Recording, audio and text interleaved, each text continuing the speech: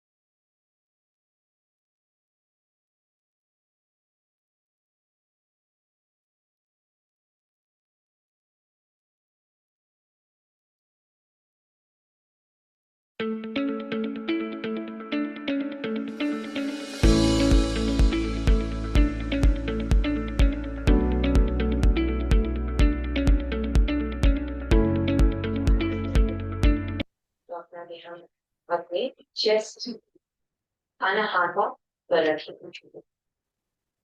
Inhale.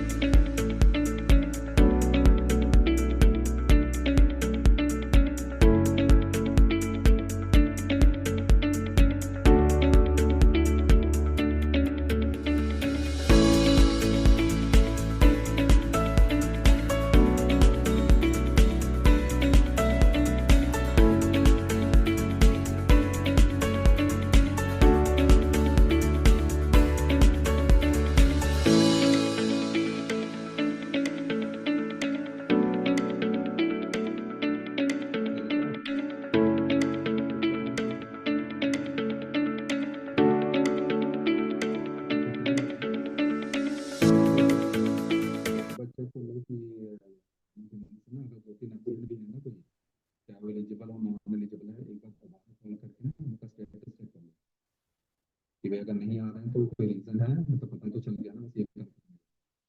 तो एक बार वो चार्ट चेक कर लो, सर क्या बोला था नहीं है। और दूसरा एक चेक करना जो आपने मिस पोस्ट वाला डेटा दिया है उसमें क्या हमारे पास दो ही टीचर हैं अनुभव में आर्मी स्पोर्ट्स। मैं तो देखना सारा नील है एंड में ऑफ पीआरटी एक बार। हाँ जो आर्मी स्पोर्ट्स वाला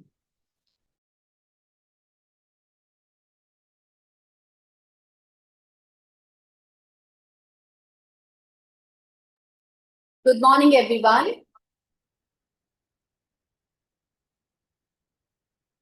Am I audible? Good morning, ma'am. Yes, you're audible. Good morning, everyone. Good morning, ma'am. Good morning ma'am. Good morning. Good morning. I'm just waiting for a couple of minutes so that everybody can join. Good morning, everyone.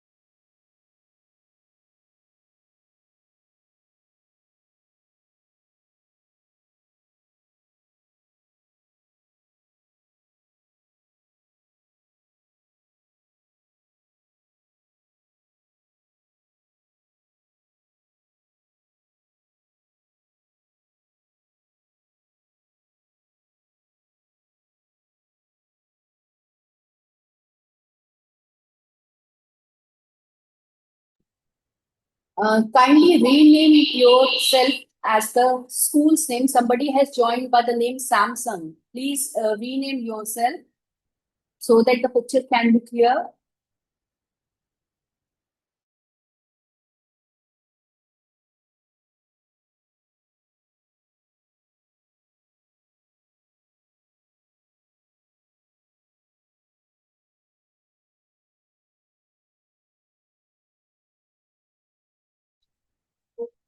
बाद में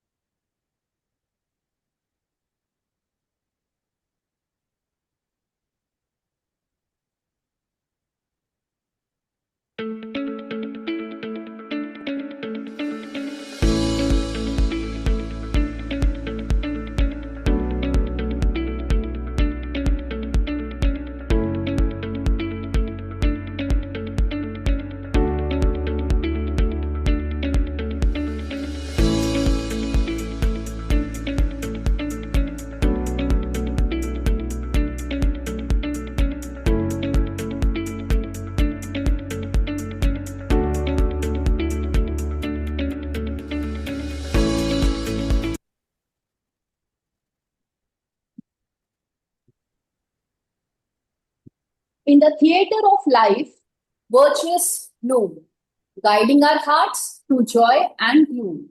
In every encounter, let kindness loom, trust in your path, let faith lead the way. In the midst of uncertainty, let it sway. With prance as your way, illuminate the darkness and seize the day. Good morning, respected dignitaries, esteemed judges, principals of participating teams, and an extraordinary gathering of brilliant minds and spectacular spectators. Today, I, Akanksha, along with my co-host, Miss Sangeeta, feel delighted and extend our sincere gratitude to everyone for joining us on the inaugural ceremony of the Northern Command Awwa Ethics Board 2025. Army Public School Nagrota is truly honored to be the host of such a significant event. We sincerely appreciate our Northern Command for entrusting us this opportunity. Today, we embark on a journey to explore different viewpoints on ethics and integrity. It's not only adhering to the professional code, it's about instilling these values from the very foundation of our education. Moving ahead, I would like to invite the secretary of the event, Mrs. Ruchi Behel, Principal, APS Nagrota, to deliver welcome address.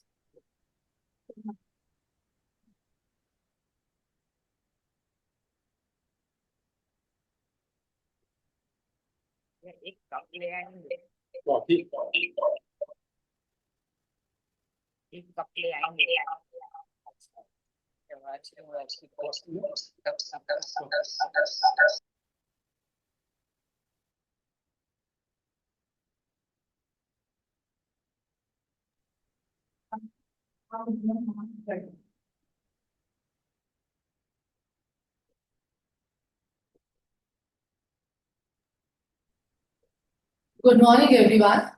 On behalf of staff and students of APS Nagrota, I extend a warm welcome to Mrs. Shaini Sharma, Regional President Awwa, Headquarters Northern Command, Mrs. Uma Nair, Regional Vice President Awwa, Headquarters Northern Command, Mrs. Reena Bhalla, Chairperson Education Committee Awwa, Northern Command, distinguished guests, esteemed judges, mentors, and bright minds on occasion of Northern Command Inter-APS's Ethic Ball competition. It's an absolute honor to stand before such a remarkable gathering of individuals who are here to celebrate the power of ethical reasoning and thoughtful tolerance. It's a fact that fostering ethical reasoning and problem-solving skill is crucial for shaping responsible and engaging citizens. This commitment offers a fantastic platform for students to deal with complex ethical issues, develop their argumentation skills, and learn from each other's perspectives. Dear participants, your courage to question, your willingness to learn, and your commitment to ethical reasoning will make this event truly special. As we begin this epic walk, let us embrace the spirit of curiosity, respect, and collaboration. Let us challenge ourselves to think deeply, speak thoughtfully, and listen with open hearts.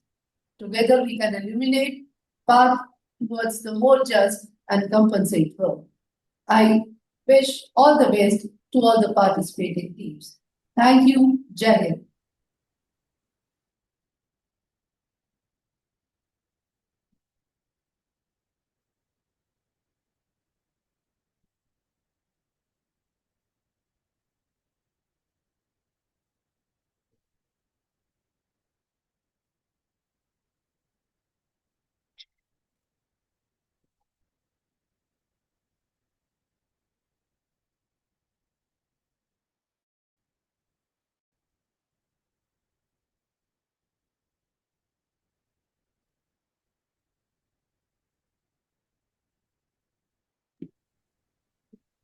Thank you so much, ma'am, for your enlightening and encouraging words. We all feel certainly more empowered and equipped. As we gather here, we come together to ignite compassion and integrity. It's a mark of undying tradition to invoke Almighty at the commencement of any event. A ray of hope is a ray of light. Let's all leave the darkness and step towards the bright path. As a tribute to Mother Saraswati, the goddess of knowledge, we will have traditional and auspicious lamp lighting ceremony. For this, may I humbly request the Secretary of the event, Mrs. Ruchi Behel, Principal, APS Nagrota, to ignite the lamp of light and symbolically inaugurate this event.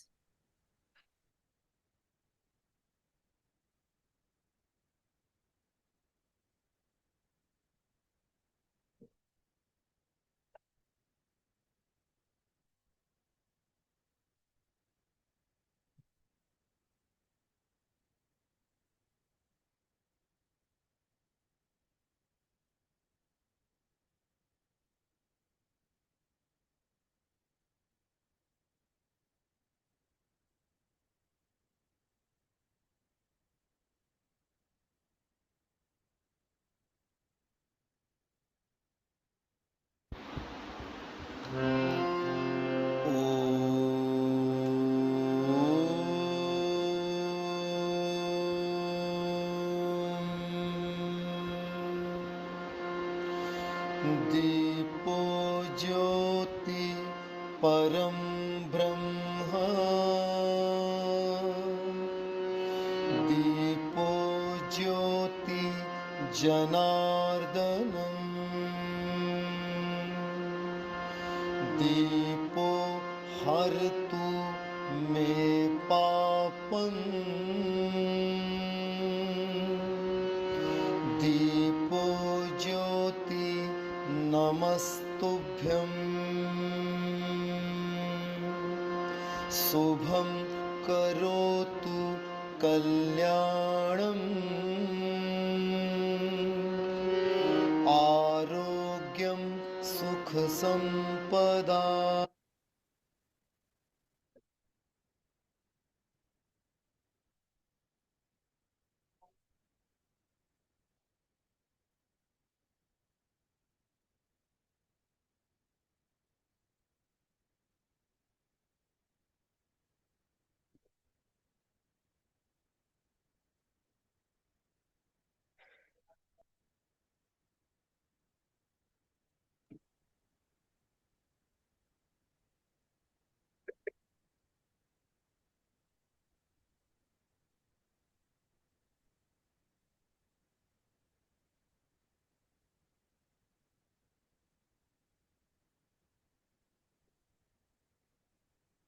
Thank you so much, ma'am. India, rich in culture and traditions, honored the timeless practice of commencing auspicious occasions by evoking the blessings of Almighty. Now, moving ahead, let's warmly invite the emerging singers of APS Nagrota to welcome everyone with their melodious performance.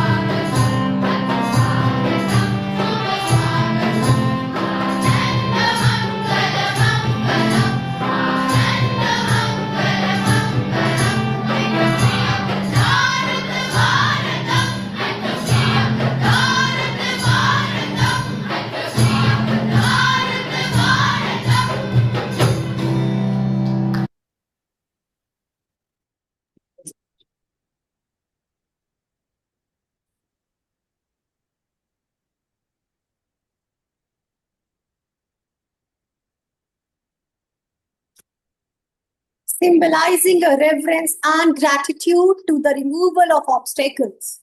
Absolutely mesmerizing that was an outstanding performance by our talented students.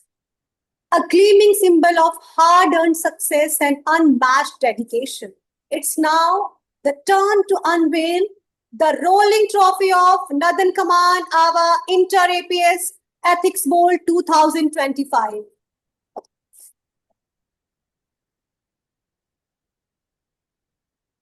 Let's recognize the significance of our Northern Command Ethics Bowl trophy. It stands as a timeless testament to success, leaving a lasting impact on the confidence, motivation, and inspiration for all participants with precision. It embodies two faces, symbolizing the dichotomy of good and evil within us all. The top of the trophy banner signifies justice, depicting the triumph of good over evil, even in the most challenging dilemmas. The students of Northern Command have dedicated themselves in preparing for this event tirelessly to capture their anticipation and invaluable lessons learned during the preparation for Northern Command Awwa Inter APS Ethics Bowl 2025. Here is a glimpse into the journey. Take a moment to watch this clip featuring students from the participating teams of Northern Command sharing their experiences, expectations, and sentiments about Ethics Bowl. Let's have a look.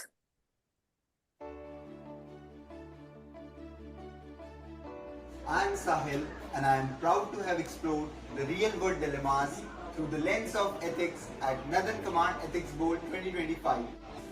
I'm Shanvi, and the Northern Command Ethics Bowl 2025 has taught me that every argument needs empathy. My name is Navya. We are Team APS Rambuti. I know ethics are binding principles. Ethics are not what we believe is our right, but what we understand is the right thing to do. We feel very honored to participate in this competition and we are looking forward to learn. Thank you. As it is rightly said that negotiation is never about getting a yes. It's about the mastery of no and getting to understand what the path to a yes is. And this is why we participate in the ethics forum, hence strengthening the notion of agree to disagree. Good morning everyone, my name is Niharika Rangal. I'm from class 12 Commerce.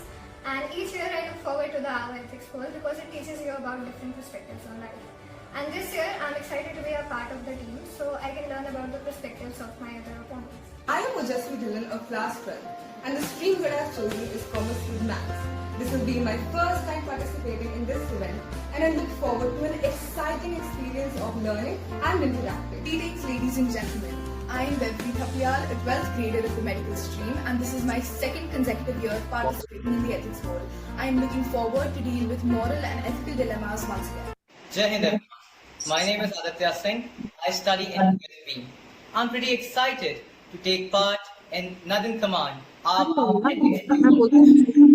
will not only boost my confidence but will also ensure value inculcation on my part. I'm keeping my fingers crossed along with my teammates. Thank you. Good morning. I am Abhinav Jaiswal.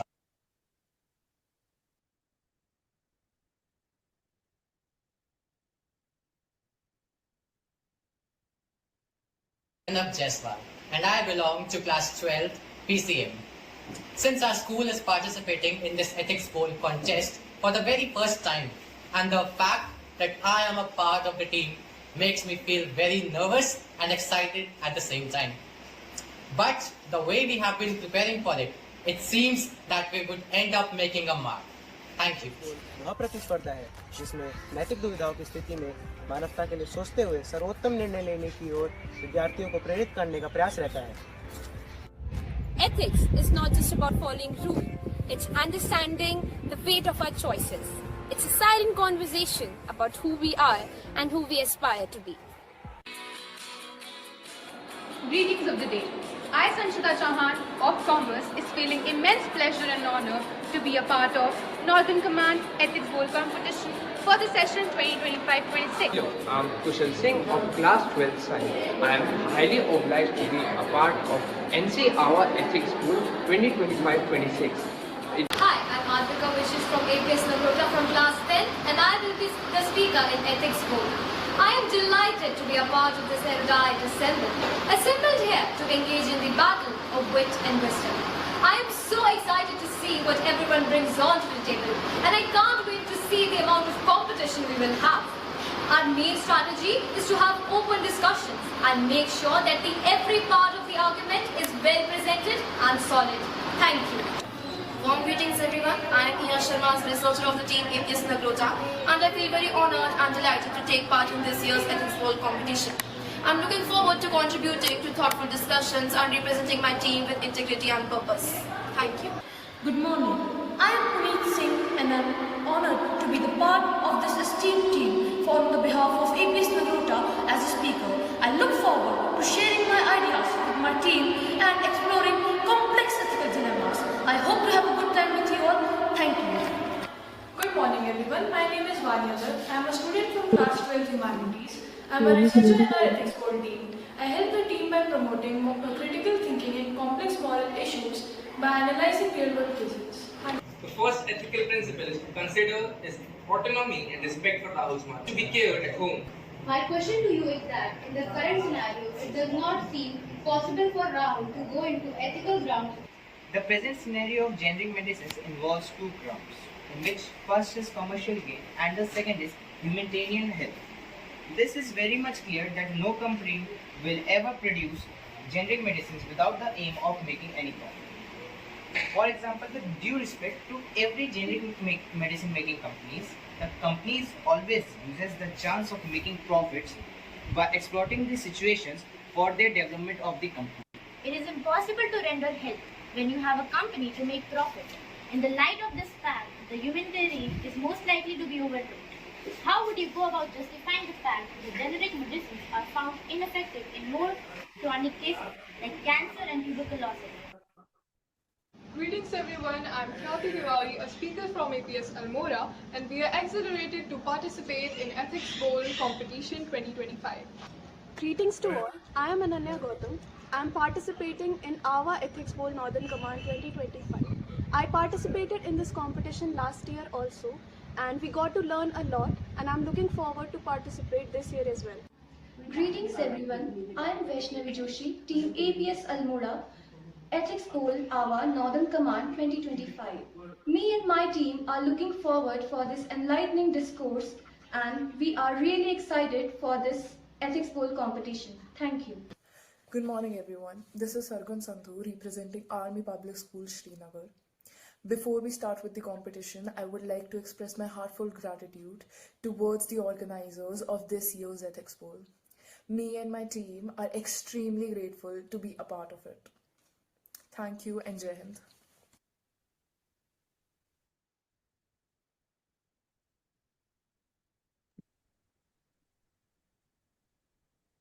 Are we completely audible to everyone? So number one. Yes, ma'am. Yes, Yes, ma'am. ma'am. Thank you so much for your response. How wonderfully the expectations and thoughts shared by the students showcase the framework of the competition. We can see the spark in your faces and the smiles on your lips, and the excitement level palpable. We eagerly await hearing your perspectives while witnessing all the matches. Best wishes to all the students. May the best team emerge victorious. Now, let's dive into the soothing part of music that speaks volumes beyond words. It gives me immense pleasure, ladies and gentlemen, to invite the students of APS Nagrota for a marvelous musical performance on Ava's song.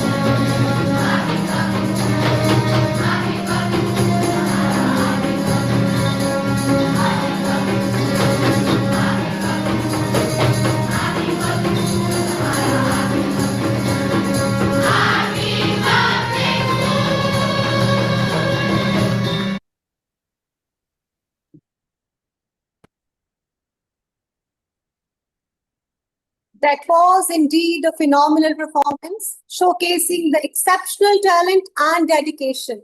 Huge appreciations to the students of APS Nagrota. It's indeed a pleasant moment to introduce our esteemed chief guest, Mrs. Shaini Sharma, Regional President, Awwa Nadan Command. Before we dive into the remarkable accomplishment of our respected chief guest, let me share a thought. Success is not just about what you accomplish. Success is not just about what you accomplish in your life. It's about what you inspire others to do. With this insight, let's tune into the best wishes shared by Mrs. Shaini Sharma, Regional President, Awwa Nadan Command, through a medium of video presentation. Let's have a look. A very good morning to our esteemed judges, respected principals, teachers, organizers, and my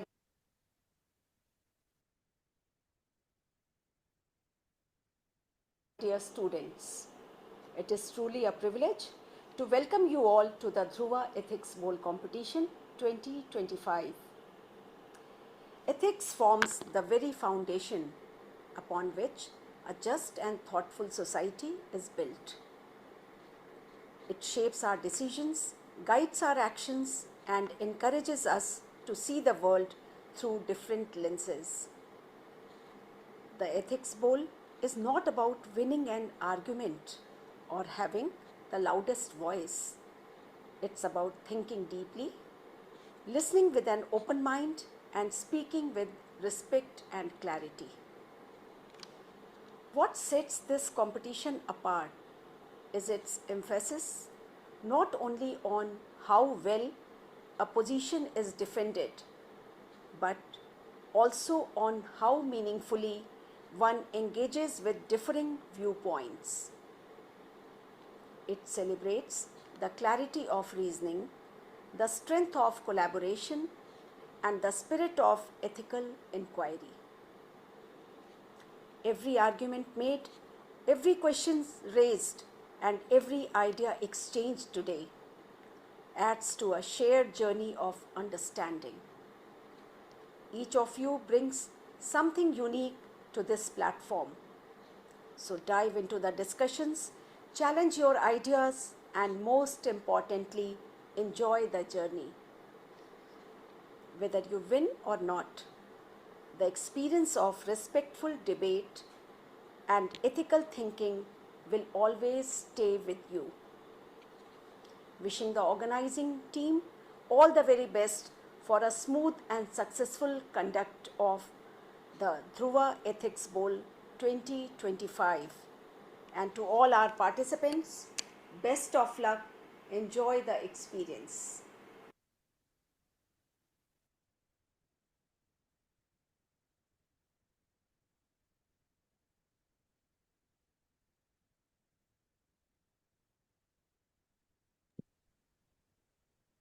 Thank you so much, ma'am, for your inspirational words. And it will certainly ignite a sense of morality, trustworthiness, and gratitude among our students. We are profoundly thankful for your willingness to share your expertise and wisdom with us. As we are near the conclusion of inauguration ceremony, let's take a moment to acknowledge the experiences shared, the knowledge gained, and the connections made.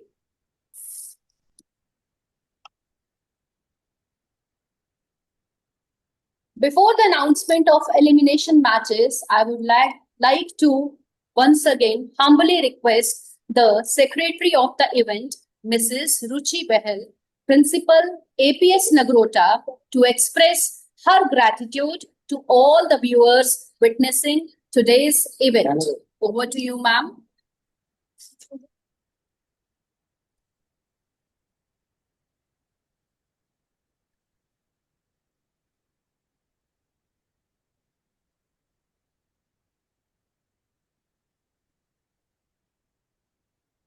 Good morning, ladies and gentlemen, and our participating students. I earnestly express my gratitude towards Mrs. Shaini Sharma, Regional President, Awwa Nadan Command, who grace the occasion and whose benign presence has motivated the students. I also extend my heartfelt gratitude to esteemed judges for sharing their valuable time and their presence and their presence and support will be vital for successful conduct of this function. I also thank and wish all the best to all the participating students whose involvement, performance, and hard work will lead to the success of this function. I am grateful to the teachers who are putting up so much of effort in preparing the students. Thank you, everyone. Jai Hind.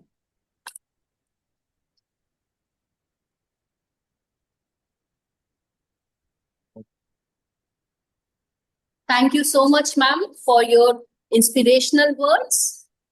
As the vibrant inaugural ceremony of the Northern Command Awwa Ethics Bowl 2025 draws to a close, our anticipation for what lies ahead only grows stronger.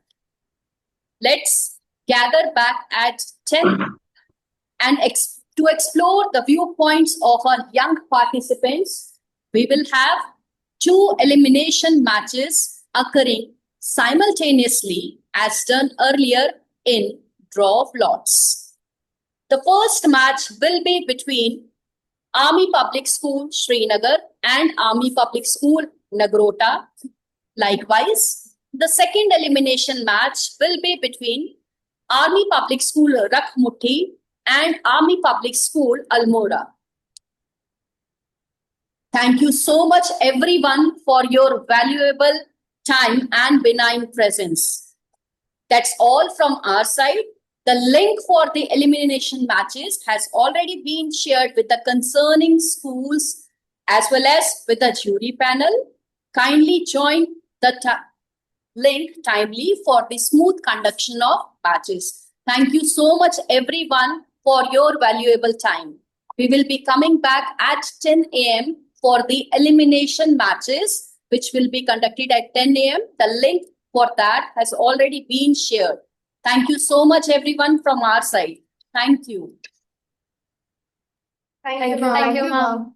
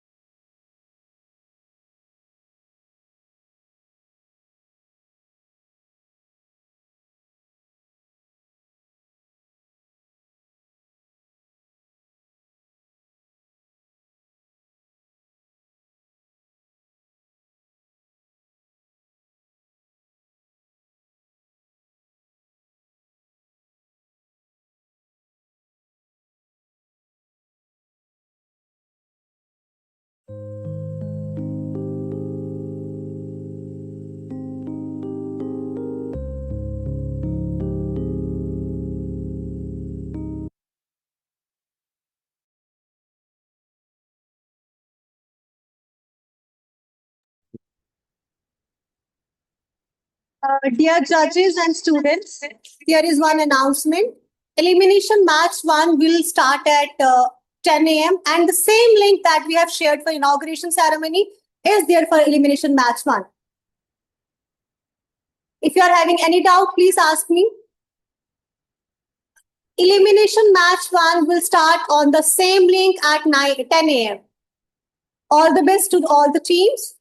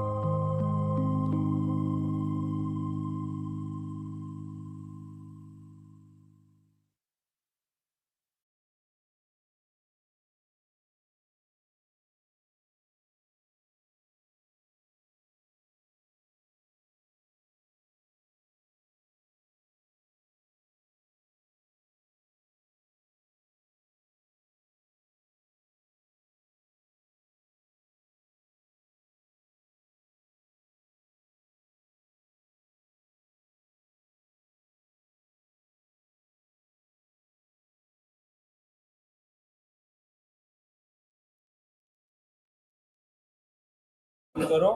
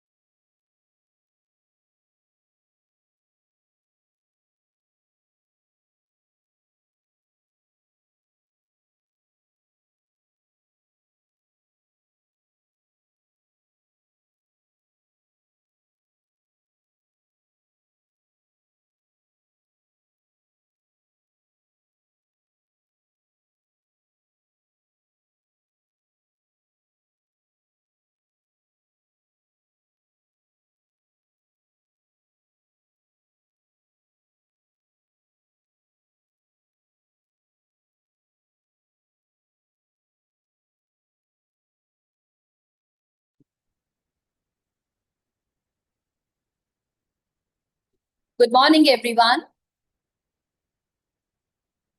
I request APS Srinagar to please turn on the camera.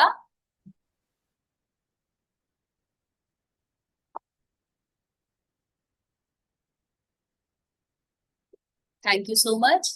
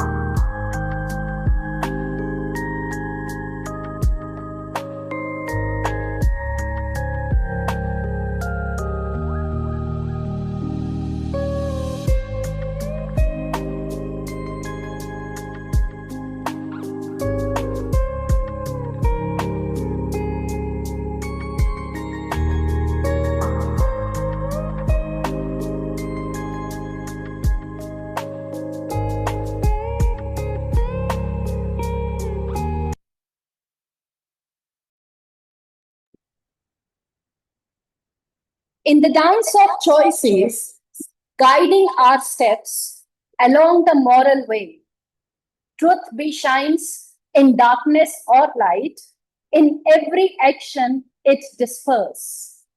What's right? Embrace the challenges, embrace the fight.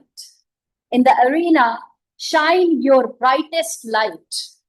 Believe in yourself, let confidence bloom. In the face of pressure, dispel all gloom. With determination as your broom, sweep away doubt, let victory loom. Good morning, respected panel of jury, honorable principals, worthy teacher in charges, talented participants, and dear audience. Today, I, Akanksha, as your host and moderator, have the honor of welcoming you all to the elimination match between APS Srinagar and APS Nagrota. You can't look at the competition and say you are going to do it better. You have to look at the competition and say you will do it differently. So, without further ado, let's commence today's session. First of all, I request the participating teams to introduce yourself. First of all, may I request Army Public School Srinagar to introduce themselves? Good morning, Mom. This is Army Public School Srinagar. This is Sargun, which is the first speaker. Good morning, everyone. I am Mishka. I am the second speaker. Good morning, everyone. My name is Kishan Chaube, and I'm the third speaker. Good morning, everyone. A joyous morning to all. I'm Nilrika, the fourth speaker. It's a joyous morning to all. I am Ayan and I am a researcher. A very warm morning to all. I am Prithavi Sharma, a researcher for aviation. Thank you. Good morning, everyone. We welcome you. All the best to you. Now, I request Team APS Nagrota to please introduce yourself. Humble obeisances to everyone present here. My name is Advika Vishisht. I'm from 10th grade and I will be the speaker of this team. Good morning, everyone. My name is Prachi Bhadana. I am a 12th grader and I shall be a speaker in this team. Greetings. My name is Puneet Singh and I am the speaker of this team. Warm greetings, everyone. My name is Hia and today I will be a speaker in this team.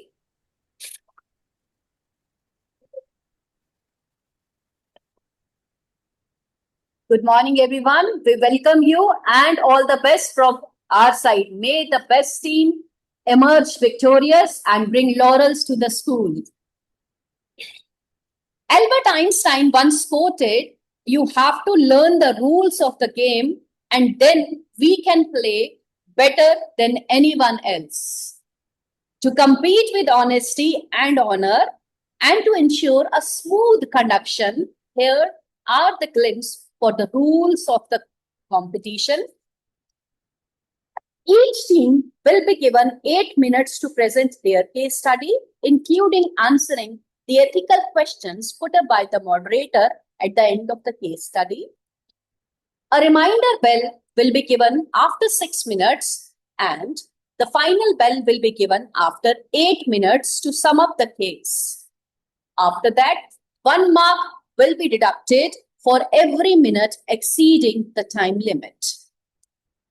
The responder team will be given 4 minutes to confer and 5 minutes to comment. A bell will be rung at the end of 5 minutes. The responder team is also required to ask maximum of 2 questions to the presenter team, post their commentary. The presenter team will be given 4 minutes to confer and come back with their answers. No cross-questioning by the responder team is allowed. The presenter team is required to answer the questions put up by the responder team within 5 minutes. The team can decide whether all members speak or some speak or only one member speaks. A bell will be rung at the end of 5 minutes. After this, the judges will ask 1 question each. They are allowed to cross-question the presented members. Team B needs to follow the same format stated above. After that, judges' questions are answered. The moderator declares a break of 5 to 7 minutes where the judges decide to confer if needed with each other and with final scores. Once the results are tabulated, the moderator invites the judges to say a few words of appreciation on the performances of both the teams and eventually declaring the result. Once that's done, the moderator closes the event by summing up the whole event.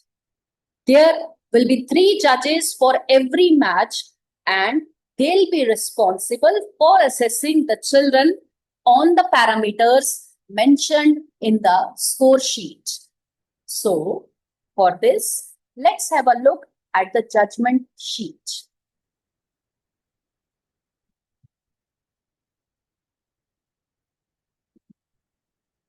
Here, I want to mention that Team A will be given marks on the first sheet and Team B will be given marks as on the second sheet as the responder team.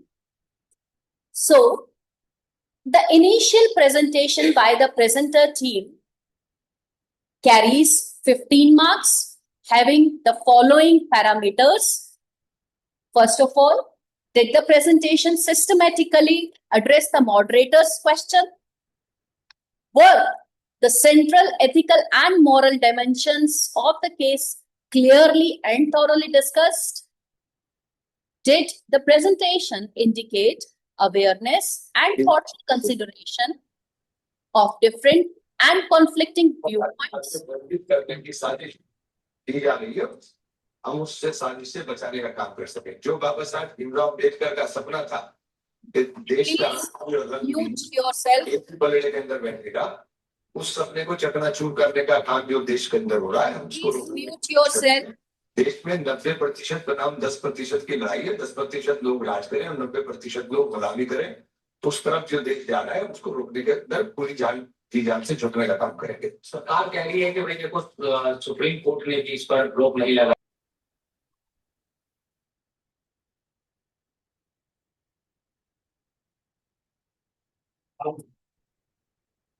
Part 2, responder team's commentary on opponent's team presentation carries 5 marks. Sorry, 10 marks. Then after that, 20 marks are for the questions asked by the judges. How was the response of the presenter team to the questions asked by the judges?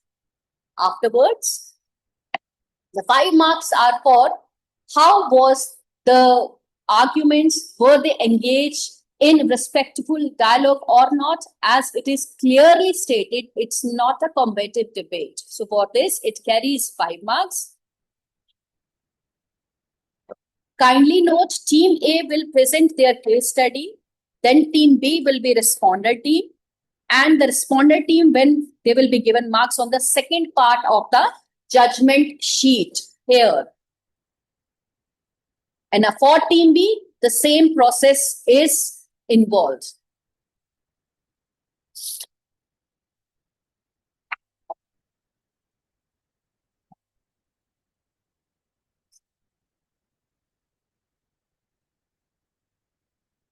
I'm repeating, when Team A will act as presenter team, then responder team will be given marks on the second part of the judgment sheet.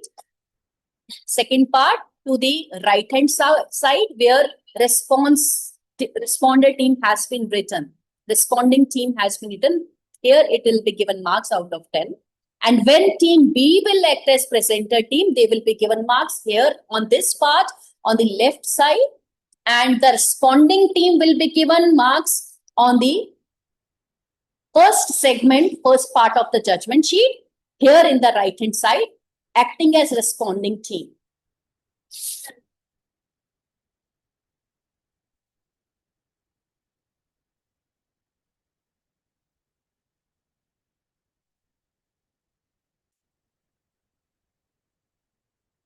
A jury is always a more orthodox body than defendant brought before it. Ladies and gentlemen, we are honored to have with us a panel of distinguished judges who will not only just evaluate the performances, but also inspire all of us with their expertise and experiences. Let's take a moment to acknowledge their valuable accomplishments, contributions, and achievements. Now, allow me to introduce a worthy panel of jury for today's match.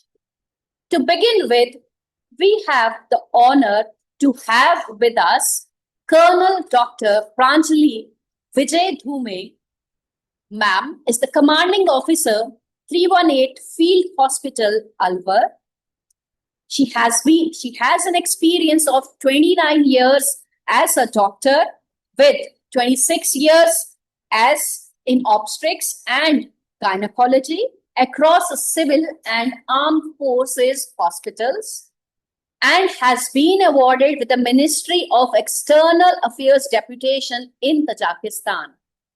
Ma'am has published 11 papers in national and international journals as well. Ma'am, we are quite fortunate and humbled to have you with us as a distinguished member of jury. May I humbly Thank you so much.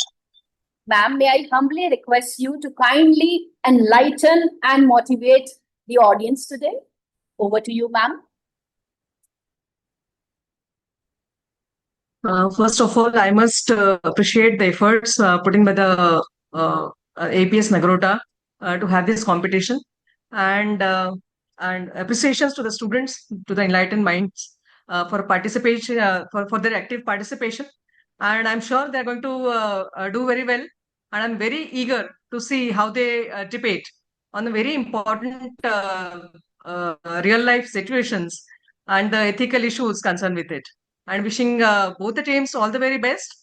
And as ma'am has just said, may the best team win. However, losing and winning is not the kind of, I mean, that this is not important. But then participation is extremely important. And wish you all the best. Thank you so much, ma'am, for your enlightening words. Thank you so much. Next in the panel, we are extremely delighted to welcome Mr. Anshu Kumar, a technical expert with 34 years of experience in project management, capacity building, refrigeration, and air conditioning. Sir, we are humbled as your presence is wholeheartedly honored. Thank you so much, sir, for your benign presence. Sir, would you please like to address the audience? Over to you, sir. Very much. Really, it's a good day, and I congrats APS Nagrota for having such a kind of event where it's not only the word debate, but it is really a good platform where the students, they can learn and deliver both ways. They can use their capability, what they have. They can means even not, they will sharpen our minds also, they will sharpen each and everyone's mind also. Young generation is coming quite forward.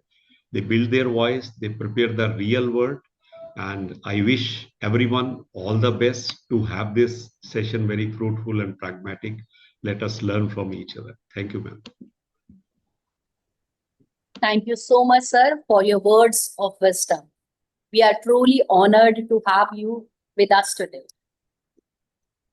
Next, in the panel, we have an influential personality in the field of education, Mrs. Jaya Agarwal, a lifelong educator having certainly an impressive journey with more than 28 years of teaching experience in different schools all over India. Ma'am has been an active member of Army Vocational Training Center, Havan, at Delhi. Ma'am's enormous love for students has brought her here among us all. We are gratified, ma'am, to have you with us today. We extend our warm welcome to you, ma'am. It'll be so kind of you to hear from you today. Over to you, ma'am. Good morning, all, and especially my little children. You are the future of the society, and you will shape the future of a country. So we should know what are your values, what are your plans, and take this competition as a spirit to learn. All the best to all of you. Thank you so much, ma'am, for the words of wisdom and encouragement. I thank each and every member of the jury today for your presence and your encouragement. We are thankful for making your valuable presence possible. for this intellectual stimulating session. Thank you, every one of you. So, for the elimination matches going to be held between APS Srinagar and APS Nagrota as selected through draw of lots. Moving ahead, the selection process for case study 1 and 2 will be done through digital chit system. The team will select the color of their choice and the case study will be revealed. The team with case study 1 will present the case study as presenter, and the second team will get the remaining case study and they'll act as responder. So, as according to the chronological order of the schools, I request APS Srinagar to please choose the color of their choice. I request APS Srinagar. Yes, ma'am. Ma'am, we'd like to choose the yellow one. Okay. So APS Srinagar has chosen yellow color. So they have got case study 2 and they will be acting as presenter. Judges, please note down.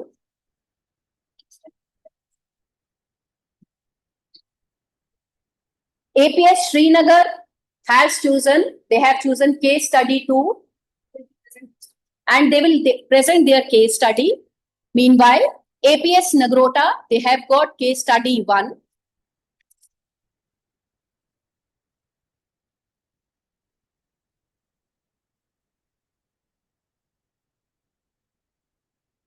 So, Team A, APS Srinagar. APS Nagrota, sorry. Team A, APS Nagrota, please note down. Team B, APS Srinagar.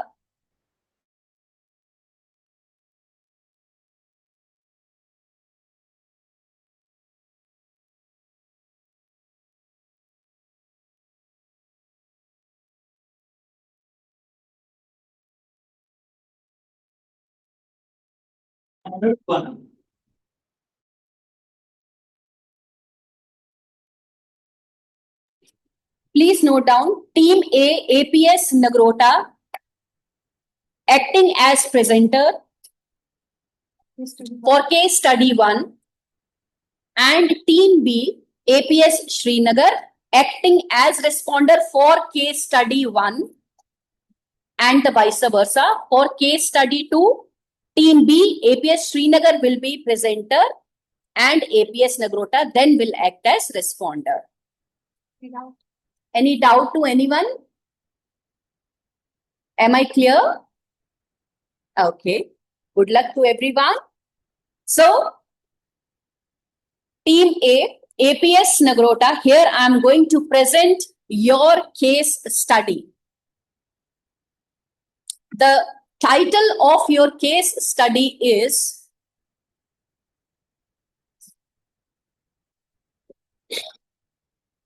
Social Media Censorship versus Free Speech.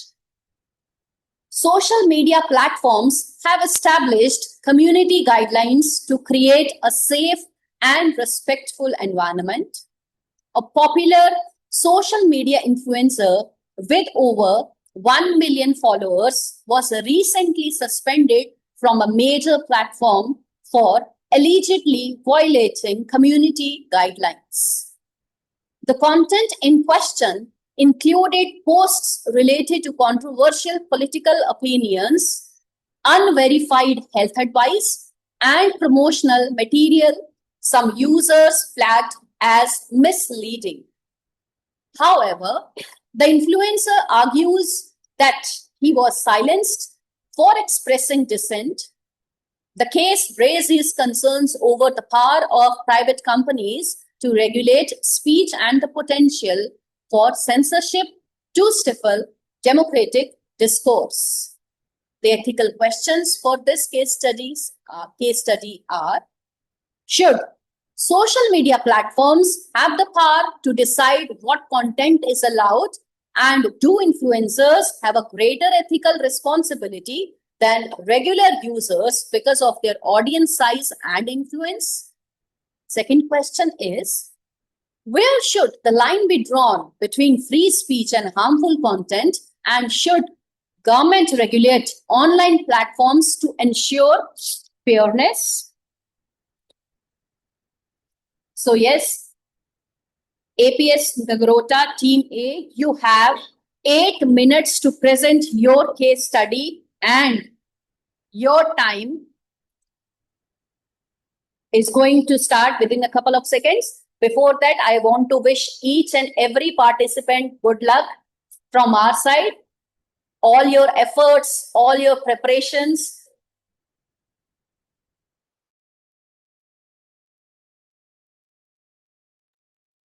Let's have a look at the case study 2.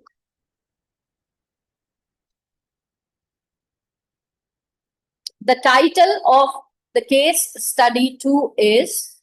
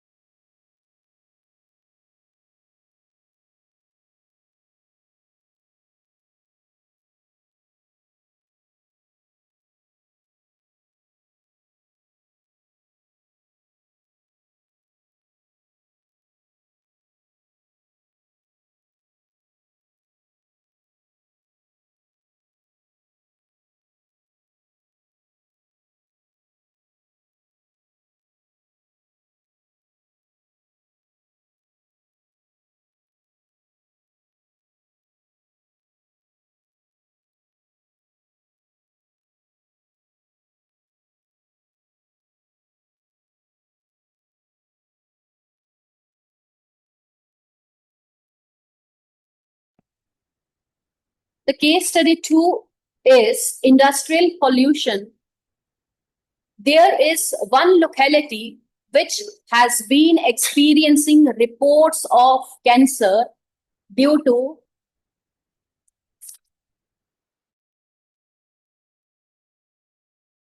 nearby dye factories. The findings are based on investigation by the premier investigating agency of the country. Due to the chemicals used by the factories, there is contamination of groundwater, which in turn is causing cancer to local people living in vicinity. After the findings, the factories have got court order to immediate closure. But the livelihood of local people also depends on such factories, and therefore, even after the closure order, the factories are functioning and local people have not stopped going for work in such factories. They don't have nearby alternative livelihood, and some of them don't want closure of such factories. The ethical questions are, suppose you belong to the locality and you are aware of such development, but you were not speaking due to lack of any strong basis for link between cancer and chemical used by the factories. Now, what will be your response to effectively tackle the issues and challenges? The second question is, also elaborate on ethical issues like the right to safe working conditions, corporate responsibility, environmental impact, and informed consent, under which workers have the right to know potential health risks associated with their job and to make informed decision about their employment.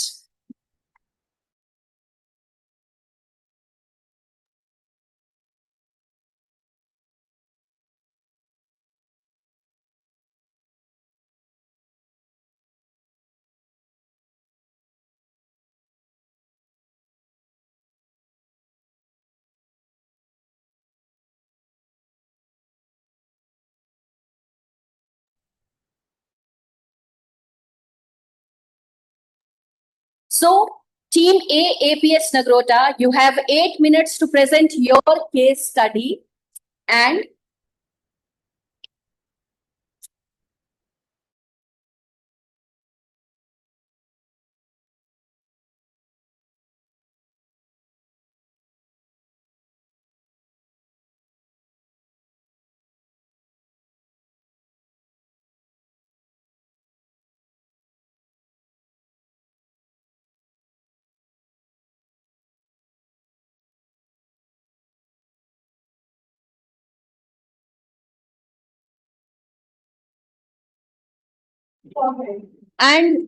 APS Nagrota, your time starts now. Good morning, ma'am. Are we audible? Yes, completely audible, beta. Jayonin Tegim Tharanda. Freedom comes with responsibility. This Korean proverb reminds us that in digital age, words don't just disappear. They ripple, they influence, and they shape real lives. Humble obeisance to the esteemed intellectual panel of jury and warm greetings to all the participants present here. Imagine this. A social media influencer with over 1 million followers is suddenly suspended. His posts included political views, health advice, and promotions.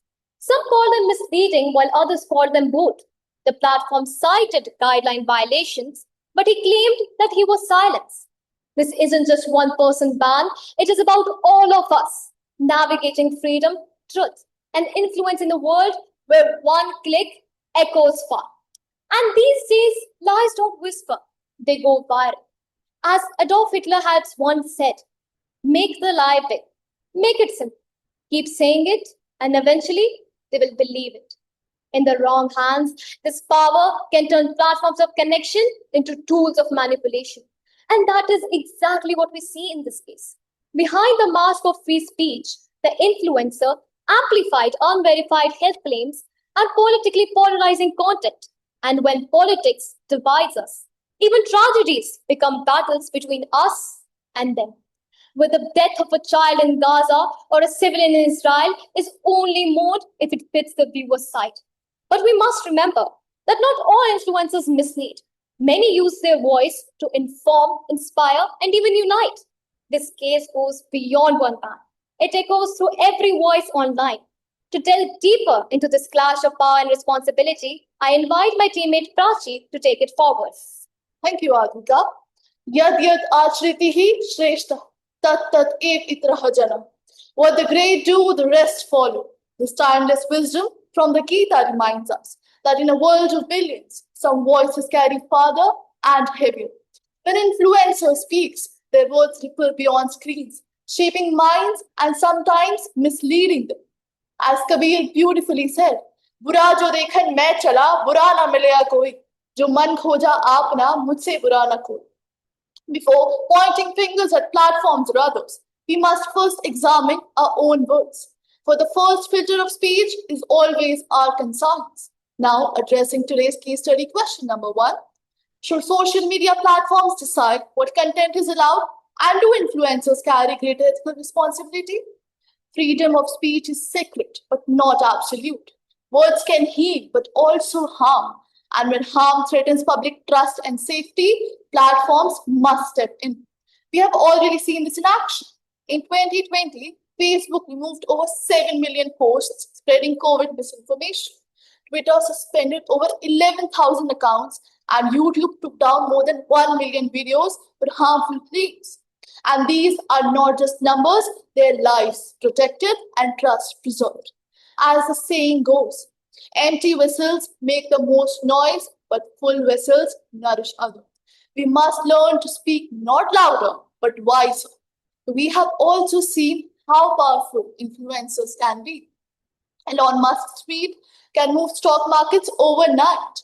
A single post can cost millions, or worse, cost lives. So yes, platforms must regulate, and influencers must lead with care. When you speak to millions, your words become sharper, your reach wider, and your duty heavier. Speech is a right, but an ethical one. Words can build or burn. Let us choose wisely. With that, I pass the mic to my next speaker. There's a famous saying, Whoever controls the media is the one who controls the mind. Because social media today isn't just about connection, it's about influence. And with influence comes power. So when an influencer is suspended for sharing controversial opinions and health advice, it raises a serious question. Where should we draw the line between free speech and harmful content? It's not just about what's said, it's about how far it spreads. In 2021, Facebook removed over 25 million posts marked as misinformation. But during the same time, in Delhi riots, hate content stayed up for hours. That shows us a real problem: inconsistency and lack of accountability. In India, Article 19(1)(a) gives us the right to speak, but Article 19(2) allows limits to protect order, decency, and the nation. So, yes, speech is a right, but not an unlimited one. The real challenge is who decides what stays online. If tech companies have all the control, it can lead to bias. If governments control too much, it becomes censorship. That's why we need a balanced and a neutral system, one that protects free speech but prevents real harm. Because the goal isn't to silence or chaos, it's to build a space where truth and freedom can survive together. As there's the famous saying, Satyameva Jayate, truth alone triumphs. With that, I pass the mic to the next speaker. The tongue has no bones, yet it is strong enough to break a heart. Be careful with the word. We have shown that freedom of speech, while fundamental, is not unlimited. As even the Supreme Court of India has rightly held, freedom of speech does not mean freedom to harm. When words endanger public health, trust, or order, it becomes not only a legal obligation, but a moral duty to intervene.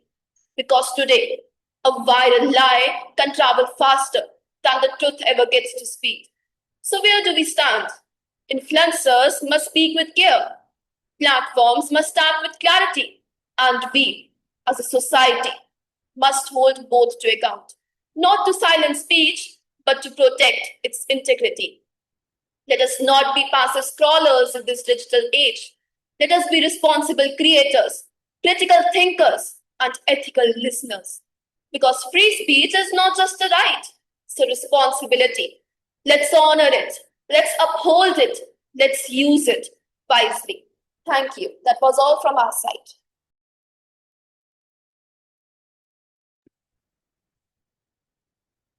Thank you so much, dear children. Your articulation was impressive with intense factor support. Now, Team B, APS Srinagar. You have 4 minutes to confer.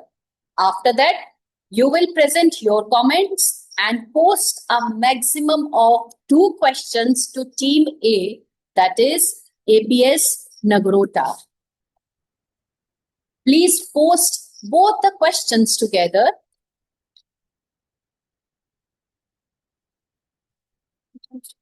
And your time starts now.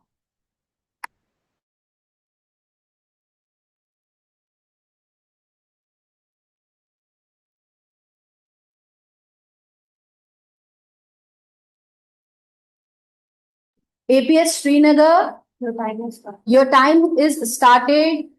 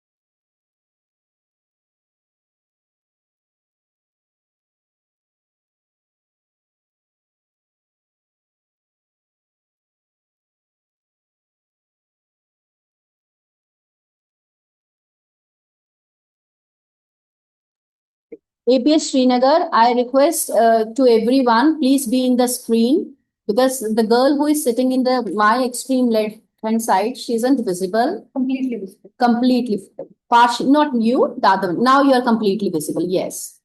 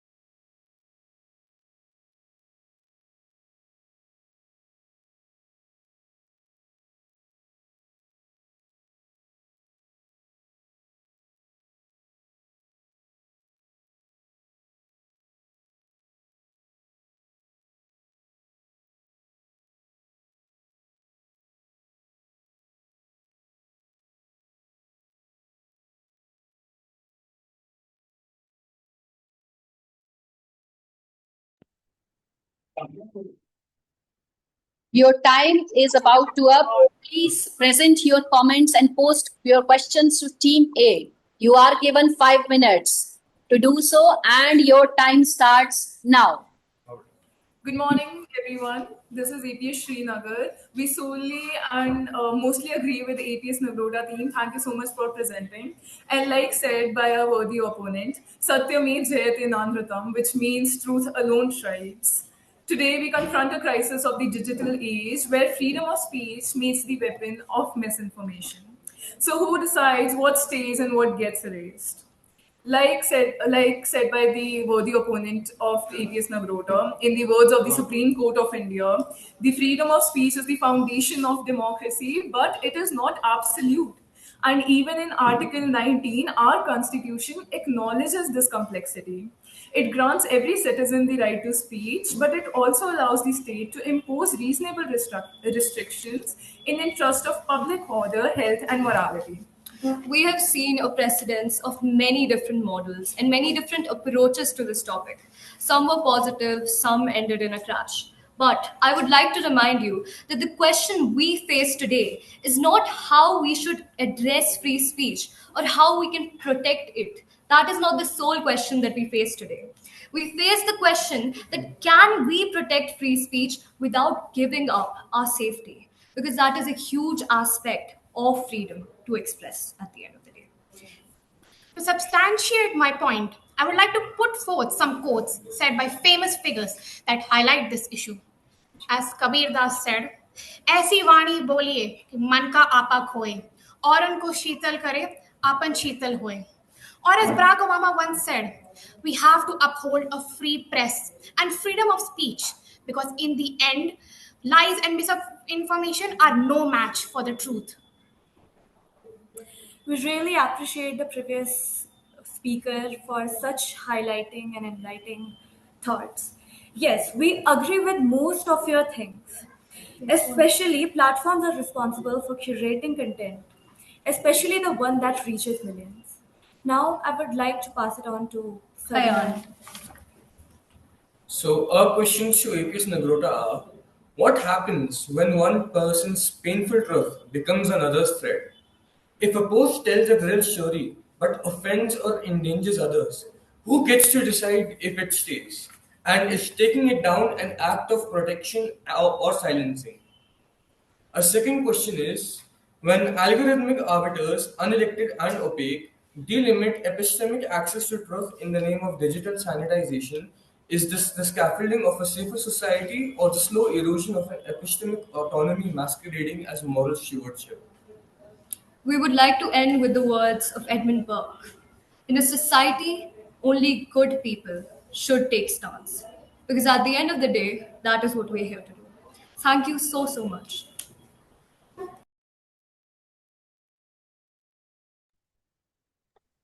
Good morning, AP Srinagar.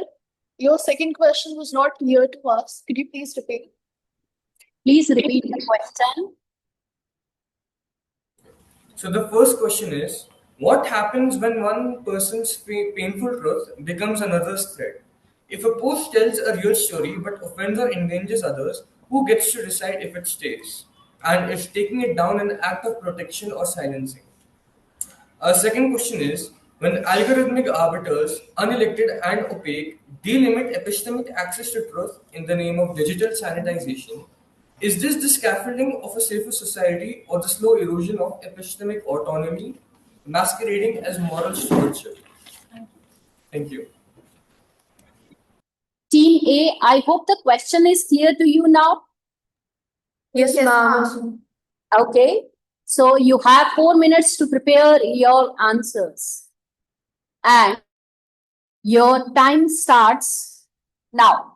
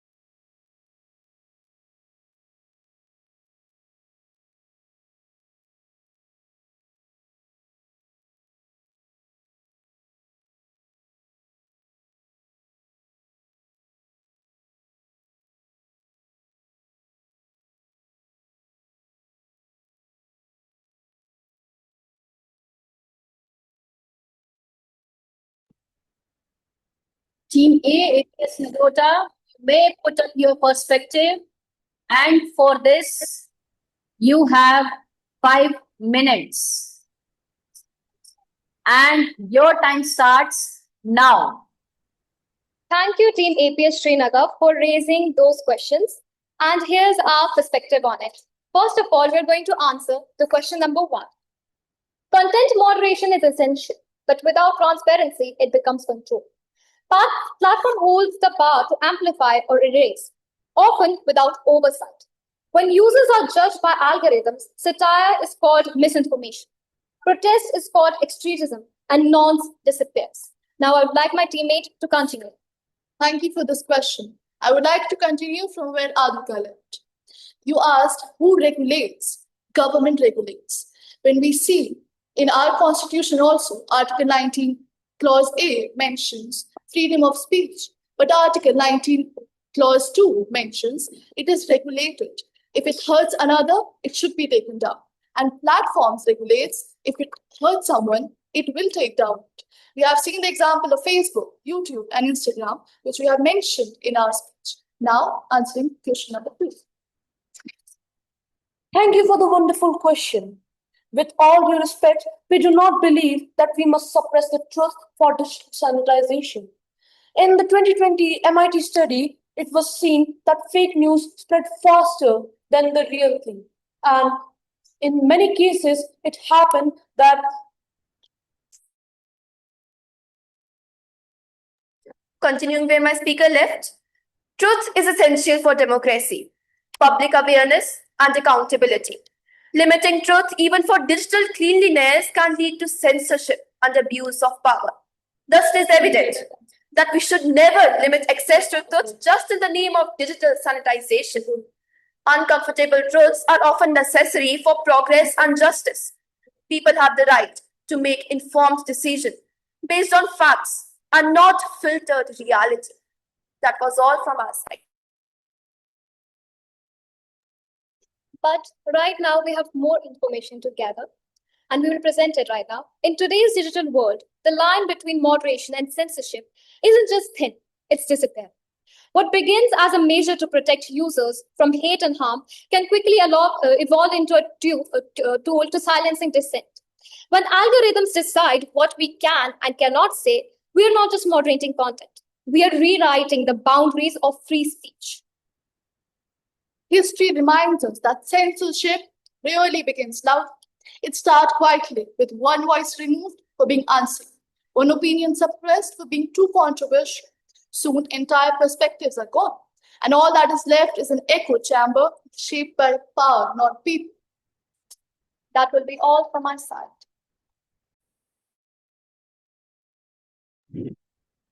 All right, wonderfully stated. Now, I would humbly request our first judge, Colonel Dr. Pranjali Vijay Dhume, to ask question to Team APS Nagrota. Thank you so much. Over to you, I ma'am. really congratulate both the teams for the wonderful discussion they had. I have a very simple question to the APS Nagrota team. I would like to know, is it ethically justifiable to restrict the speech to prevent harm? And in that case, in that bid, if the government is planning to have certain regulations, then how then the concern of a bias or other ideological bias, how do we circumvent that issue? Because something which is promoting somebody, it may hurt the other community, and vice versa.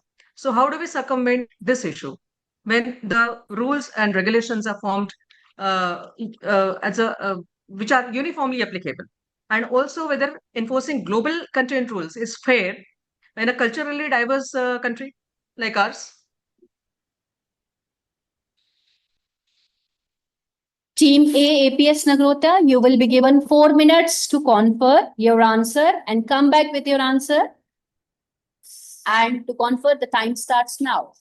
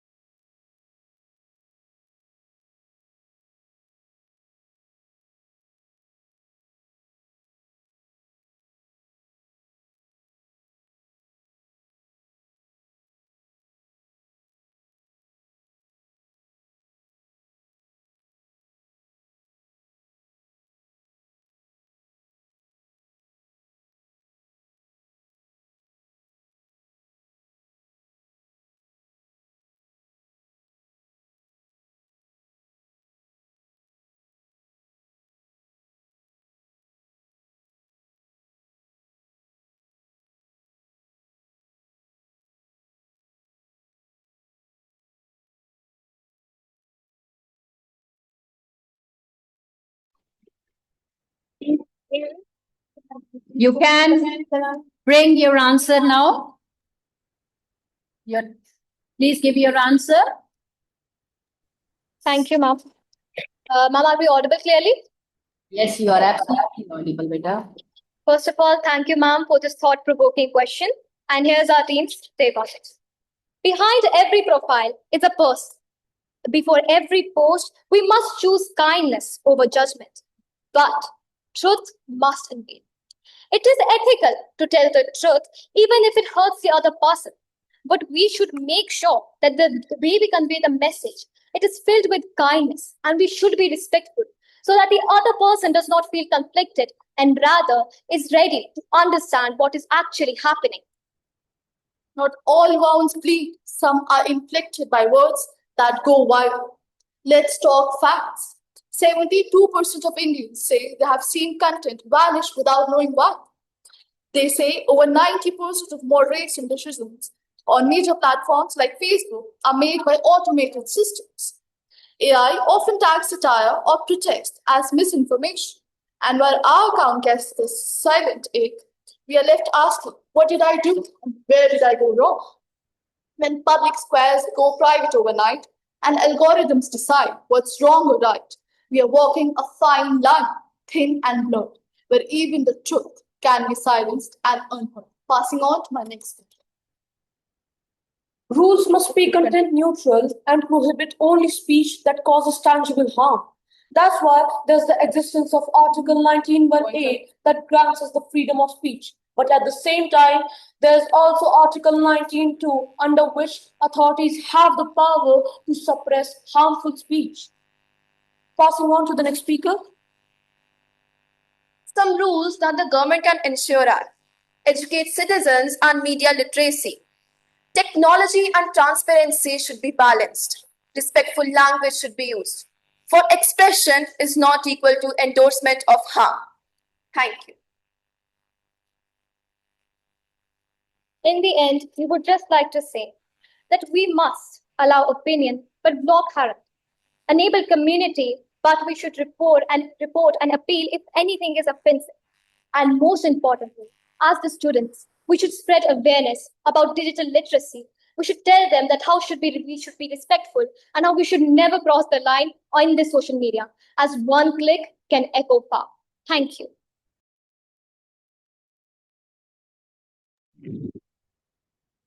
Ma'am, would you please like to cross-question them? Or was it satisfactory?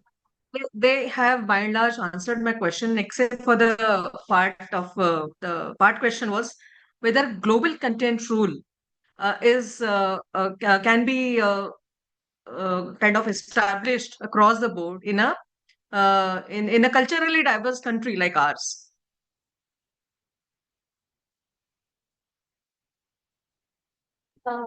Ma'am, can we answer? Yes, please. Ma'am, so personally, India is a very diverse country. There are different religions and people are from different areas. In fact, we speak different languages.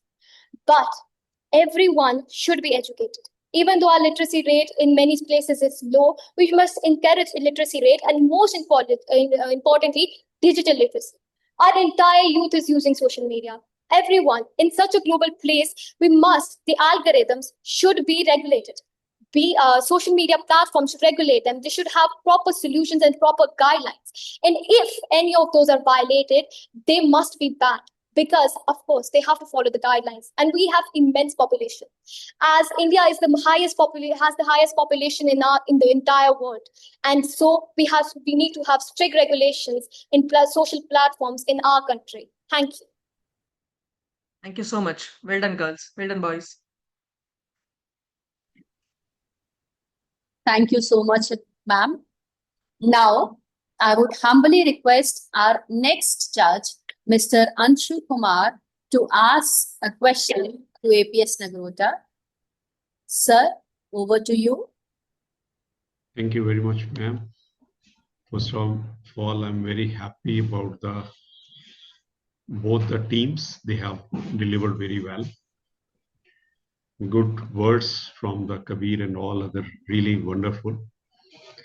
So my question to the team is related from their case study. Let me start with, in the case of the suspended influencer, what ethical framework would you justify the platform's actions, which would support the influencer's right to speak? Got my question? Or should I repeat?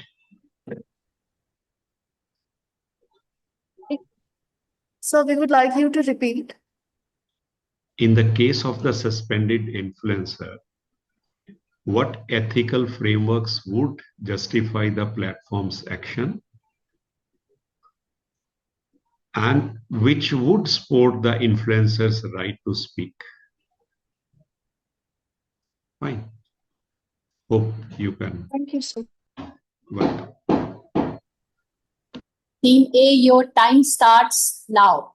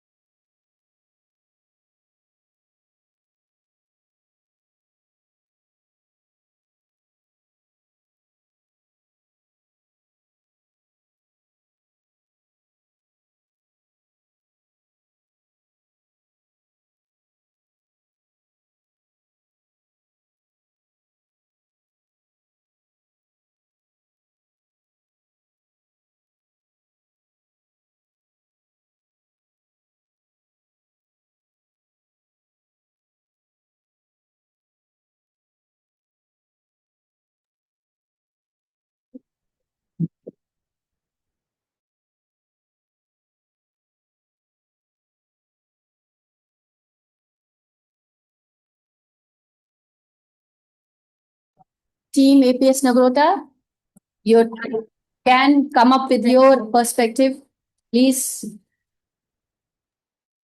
Thank you, sir, for your question. The suspended social media influencer, as mentioned in the case study, had over 1 million followers, meaning he had a lot of people under the influence of him, and meaning that he could actually impact whole lot of the youth. And whatever he does, all of his political views, unverified health claims, could really impact and really harm the youth. Personally, I feel like one of the things that are necessary should be done on the influencer side, or even our side if we're creating an account. For example, when we log into Instagram and we try to create a new account, there are always terms and conditions that we must read. But half of us, not only half of us, but more than half of us, always avoid reading such content, and we do not read it and ignore it.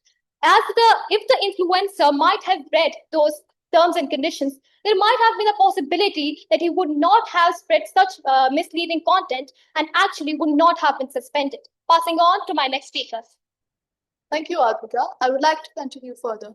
We have seen how Instagram or many influencers use video platforms like YouTube, where they spread hate speech, and we have seen that it's not a unique thing we are talking about.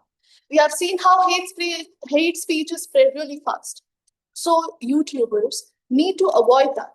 And in terms of avoiding that, the platforms step in and they remove that content. If that content was under the terms and conditions and did not have any hate speech, it would not have been removed. For example, in 2018, Pinterest banned anti-vaccine content, which was a public health threat. Searches for vaccine returned to no results at all to prevent misinformation. During the Twitter's massive layoffs, there was statistical data proving a 40% spike in the misinformation. As it was mentioned, people like Elon Musk are highly influential and their words have a deep impact on the world. That's why it is necessary for these social platforms to control hate speech. Passing on to the next speaker. Platforms are not under the state, they are private. So Article 14 and Article 19 don't directly apply to them.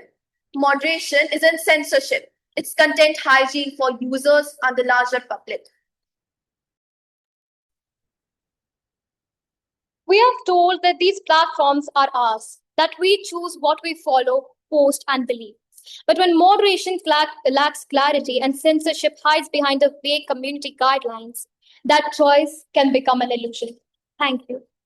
According to 2021 Pew Research Center study, 65% of Americans believe social media companies have too much power over public discourse. The UN Special Reporter on Freedom of Expression 2021 stated, private companies should not act as gatekeeper of legitimate expression, but without public accountability, it's of no use. In the words of John Stuart Mill, the liberty of man must be thus limited as far he must not make himself a nuisance to others. Thank you.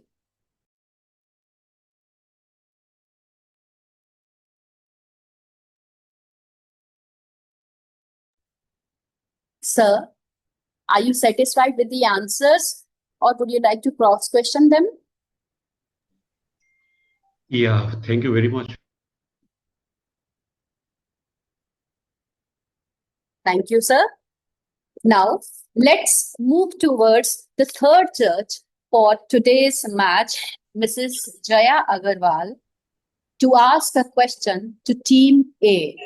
Ma'am, over to you. Thank you. And children, you are really doing a good job.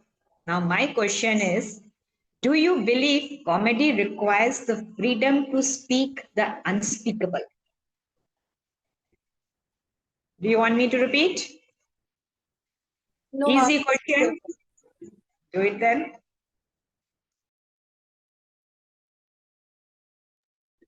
Team A, you have 4 minutes to confer and your time starts now.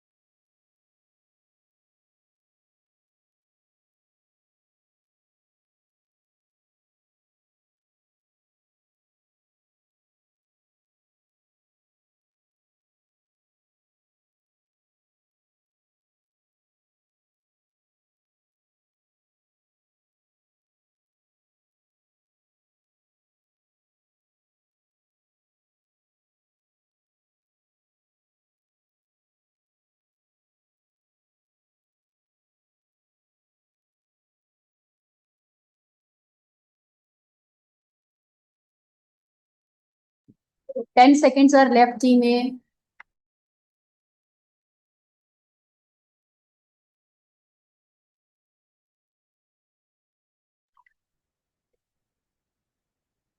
Please come up with your answers.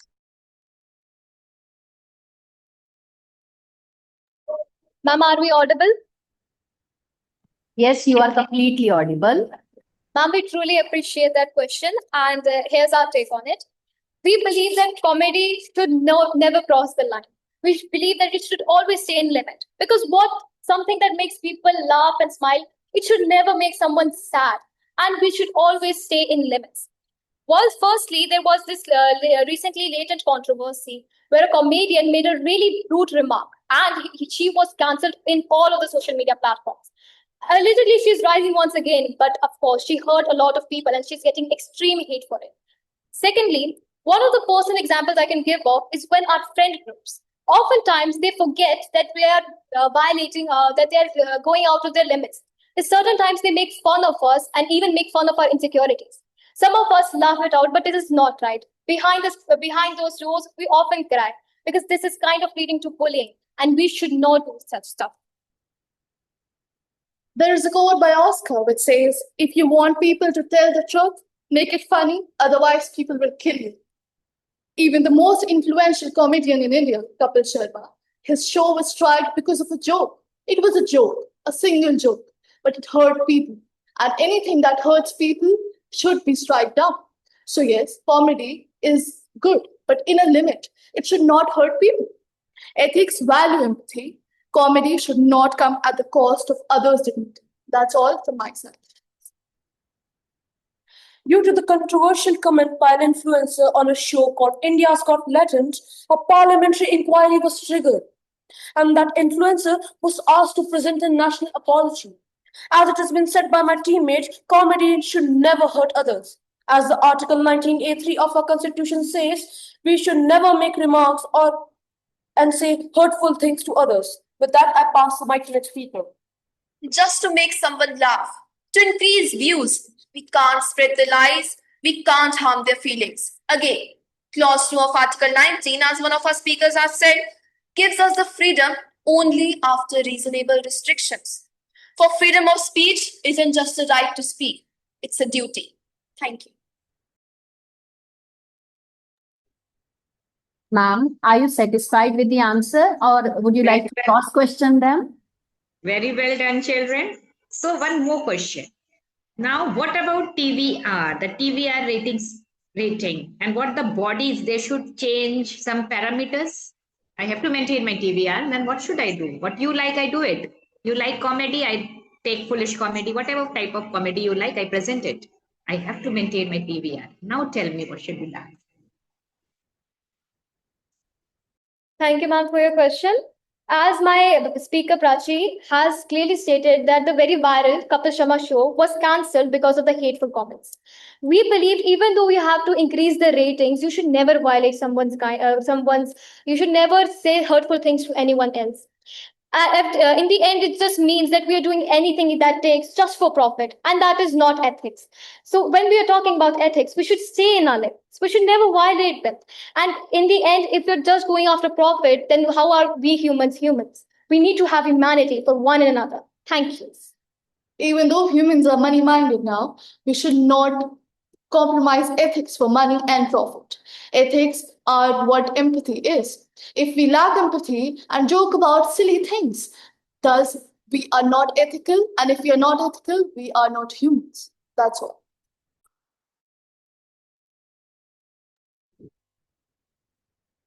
Good, good, very good, children. Thank you. Thank you, ma'am. Thank you so much, ma'am. That was truly a thought-provoking discussion. Now, we'll have a break of just 5 minutes before the presentation by APS Srinagar for case study 2. It's just a momentary break for 5 minutes. Okay.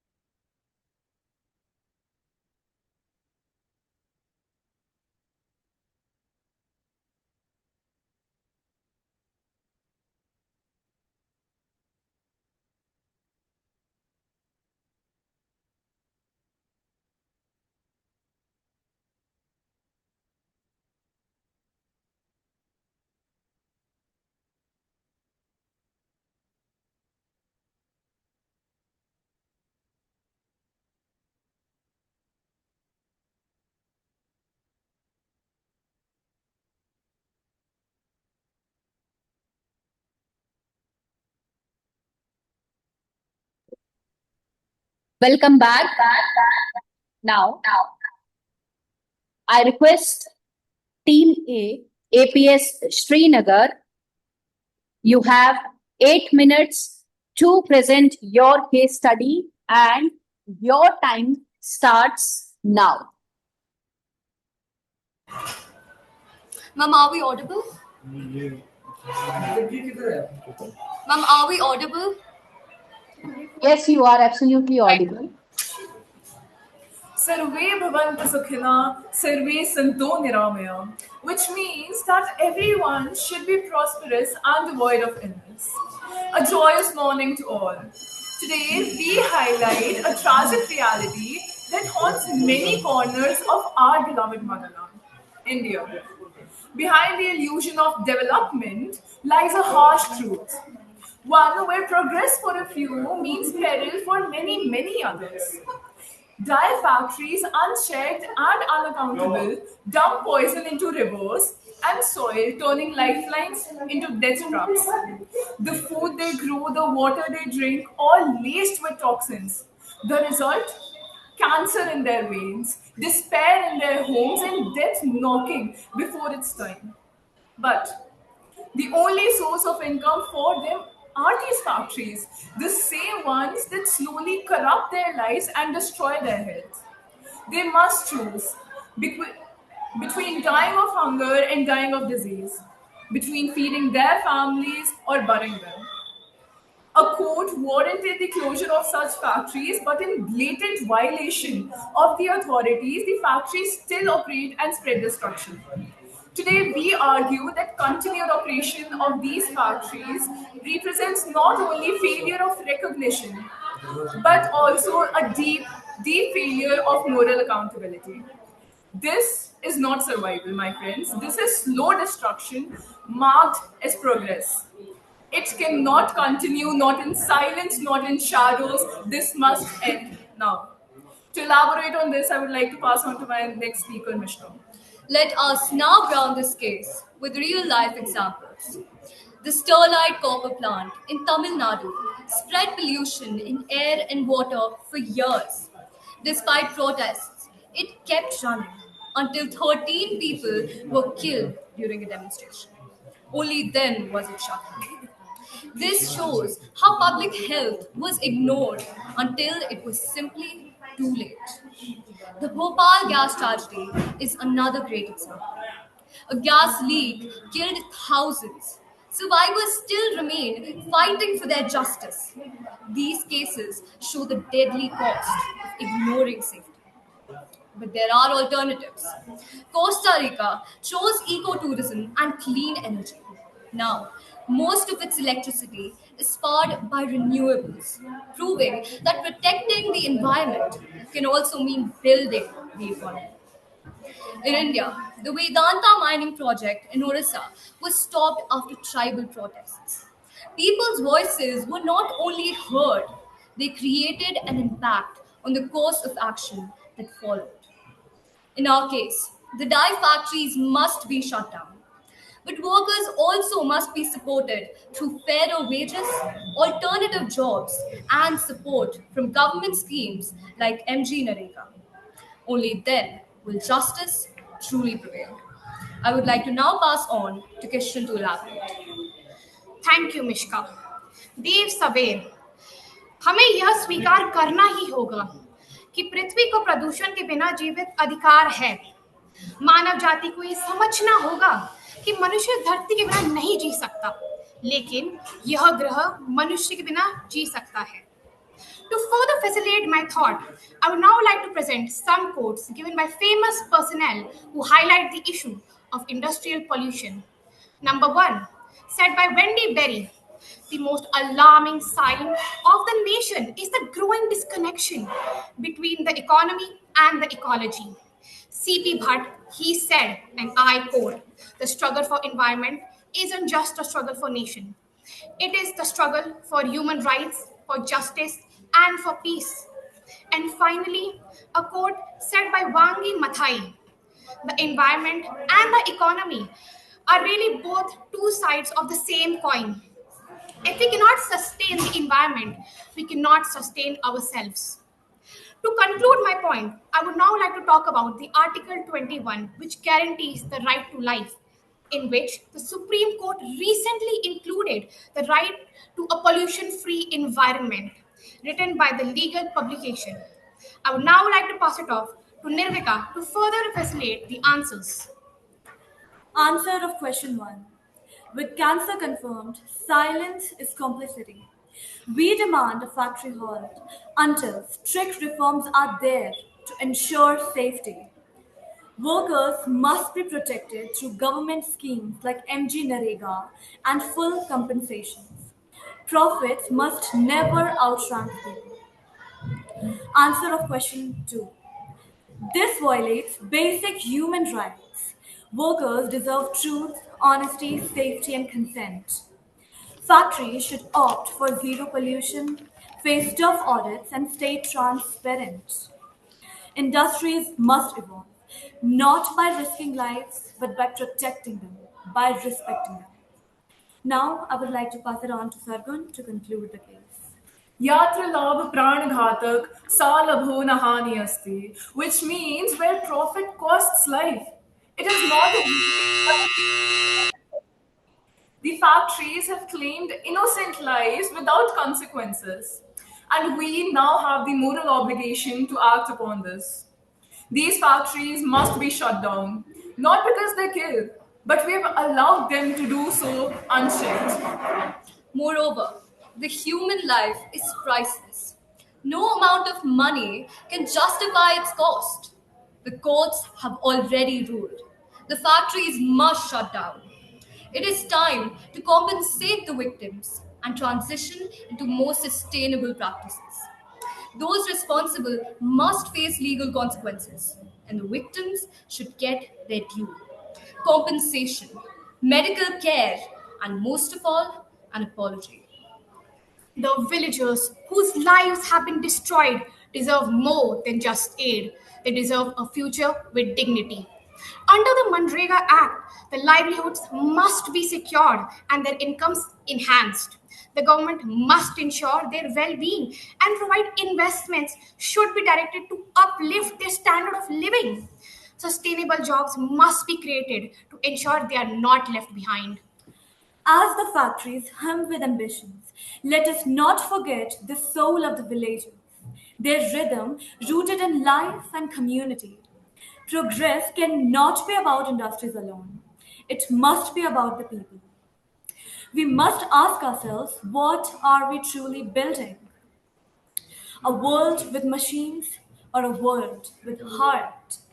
The cost of our choices will echo for generations and generations to come.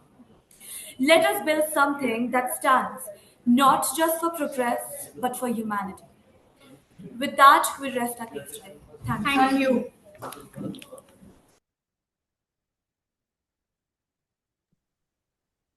Thank you. Dear children, your thought-provoking thoughts were really impressive. Now, Team A, APS Nagrota, you have 4 minutes to confer.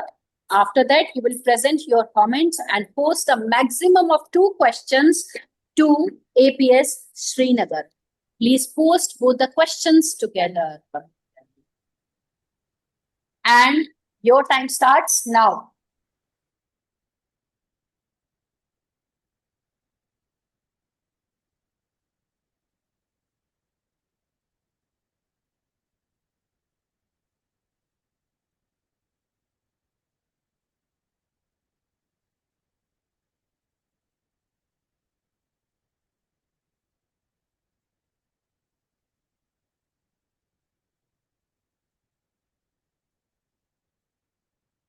APS Srinagar, the girl with the specs is not visible. Please be in the frame. And the table isn't also visible where you have kept your essentials. Please be in the frame.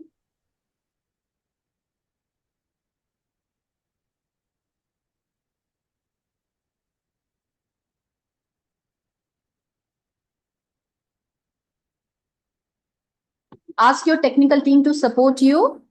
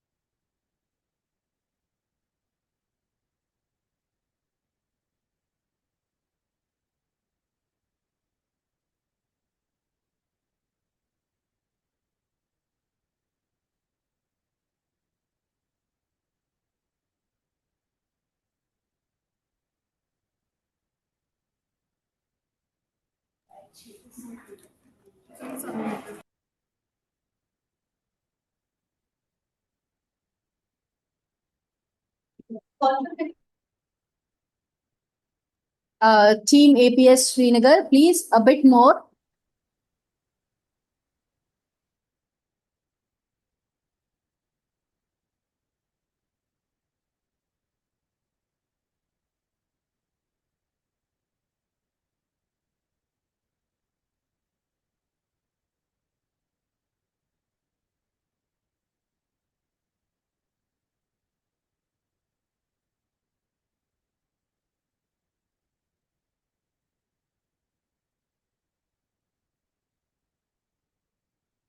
I'm out of.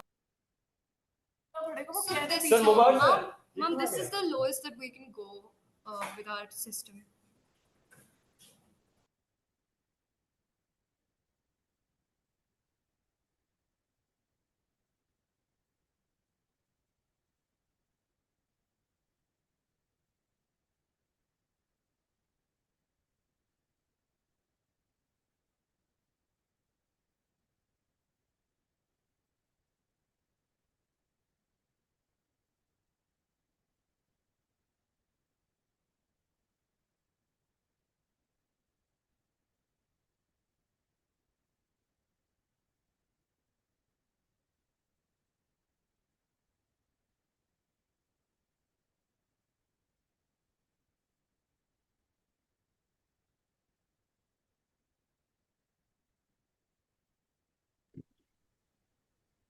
Team APS Nagrota, please present your comments and post your questions.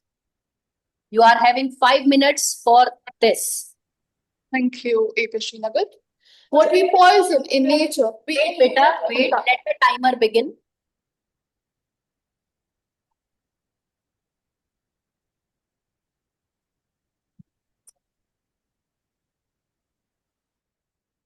And your time starts now.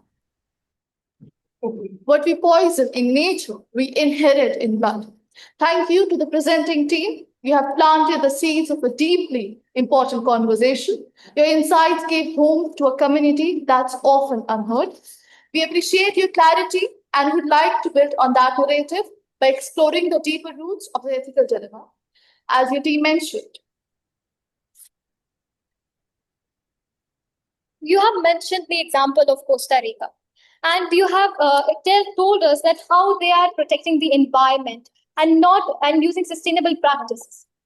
But if we compare a country like Costa Rica, which only has 51 lakhs of population, with India with over 1.48 billion population, how can you say that not only I admit that they were sustainable, but what about the employment rate? Of course, the employment rate of Costa Rica is 52.17%, and the employment rate in India is much lesser. So, what do you think about it? They say water is life, yet we poison it every day in silence. What flows through our taps was once a river, and now a graveyard of chemicals. Economic growth without environmental protection is like building a house on sand. In one quiet town, under industrial skies, cancer crept in, a silent disguise. The water tainted, the air turned foul, yet factories hummed and no one howled. Caught between the devil and the deep blue sea. Either there is cancer or fall into poverty. Every worker deserves protection, not poison. No mask, no warning, just labor in the shadow of death. This isn't fiction, it's a pattern repeated. Now, coming to our questions. our first question is, if the right to life includes the right to clean water and a healthy environment, and as mentioned in Article 47, duty of state to raise the level of nutrition and the standard of living and improve public health. So if the state is duty bound to improve public health, then is silence acceptance of toxic industries, a failure of governance, or a quiet compromise of our collective conscience? Second question will be asked by Alpika. In situation where industrial pollution legally complies with weak government standards but causes clear harm to human health and environment, Do corporations have a moral obligation to safe regulation, even if it means to sacrifice profit or take and lose advantage over money? And if so, to what extent should they held accountable for long-term consequences and their pollution causes? Thank you. I hope our questions are clear.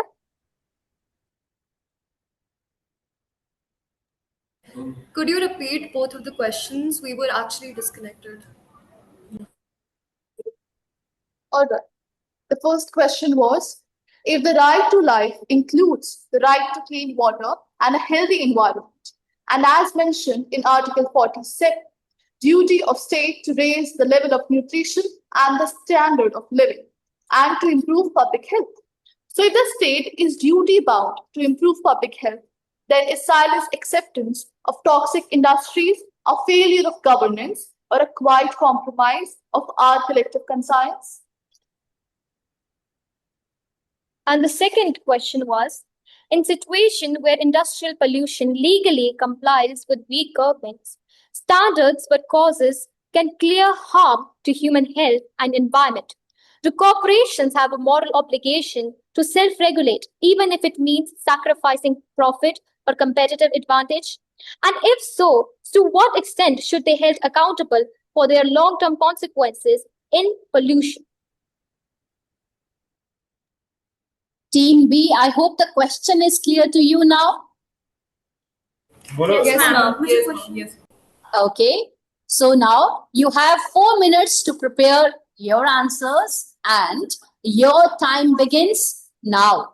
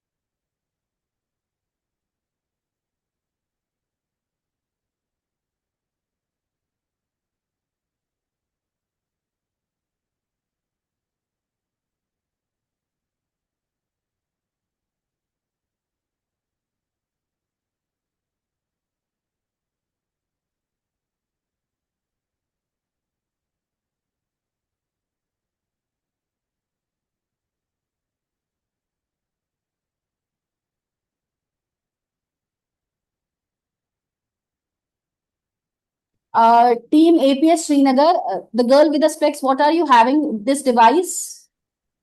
What is it? No, the thing which fell down. The thing, no, not this one, bache. The white color thing which fell down just now. It was on the paper. Something fell down. No, not it was a device sort of thing. I'm not sure that whether it was a phone, but since you are the speaker, na, something fell down. Now, what is it? What is it? Yes, yes. What is this in your hand? No, not. It is of bigger size, smaller size was it? It's a tablet that was. Okay, please carry forward. अगर हम उनको बीच में टोक देंगे तब भी नहीं कर पाएंगे। हाँ, उनको पता लग जाएगा तभी नाम पास कर देना। 10 सेकंड और दे देंगे। हाँ, उनका काम। वो नीचे गिरा, कितनी चला के देखा।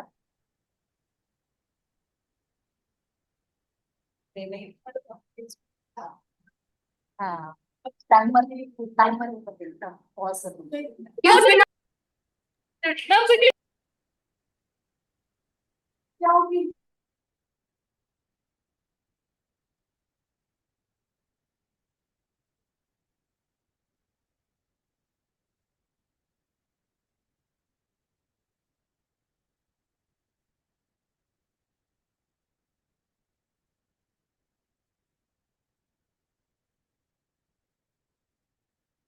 Better be confident now. Can we begin?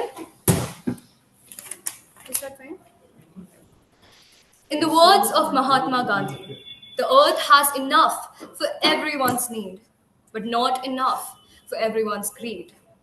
This quote encapsulates the very essence of the case we tackle today. Thank you, Team APS Nagrota. Your commentary was truly insightful and nuanced. The point about Costa Rica, very rightly noted, what we meant when we said that point was that we are taking inspiration from that. That is not a comparison between our country and their country's positive models. Now, we would like to answer our questions, passing to Ayan. Justice demands the protection of life. A clear example is the Bichari village in Rajasthan, where a chemical plant run by the Silver Chemicals dumped untreated waste which allowed the water to be poisoned. Cancer, birth defects, miscarriage run rampant in the village. Finally, in 1996, the Supreme Court intervened in this in the Indian Council for Environmental Action versus the Union of India, ruling that the factory was liable and should compensate victims. Justice was not served by preserving jobs but by holding polluters accountable and prioritizing human health. When you mention the state, the constitution does provide for that in Article 51G, where it clearly states that the state is also liable for the cleanliness and well-being of the state's natural resources. Blaming the people is unjust. The ethical burden lies with the states, the governments, and the industries. Now passing to Sadhguru for the second question. The question who bears the responsibility should be answered by 3 steps, which is the corporation first. Since the harm is there, they open the corporations. Secondly, the government who allowed the harm to continue. And then finally, we as a society. If we ignore it, we shall share the guilt forever.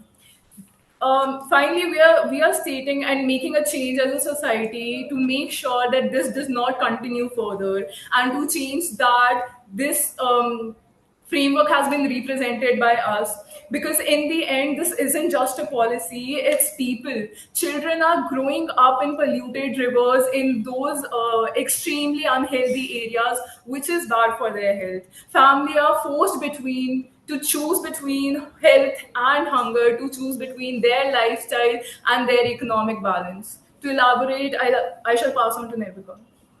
True progress lies in accountability, sustainable development, and the restoration of dignity to those who were affected. Let us remember, a society's strength is not measured by its factories, but by its how it treats its vulnerable communities. In the end, we would like to quote over the words of Mahatma Gandhi. A duty religiously performed carries with it several other important consequences. Thank you. With that, we rest our case. Thank you so much, Team APS Nagrota. All right, wonderfully stated. Now, I would humbly request our first judge, Colonel Dr. Pranjali Vijay Dhume, to ask questions to Team B, APS Srinagar. Ma'am, over to you. Thank you so much for handing me over. And again, sincere appreciations to both the teams for this very thought-provoking discussion on a real-life situation and day-to-day this thing issue which we have been facing. So my question to Team Nagrota is whether economic dependency is a valid reason to ignore the public health risks. And in case it is not so, then who bears the responsibility for the remediation to tackle the industrial pollution, for the compensation for the health impacts which it has on the workers as well as the populations staying nearby the industries. So it is industry or the government or both, and how to strike a balance between the growth and the side effects of the industrialization. Ma'am, here team B is APS Srinagar. Fine. Sorry, Okay, my mistake. Sorry. So now please, team B, you will be given 4 minutes to confer your answer. Come back with your answers and your time starts now. Thank you.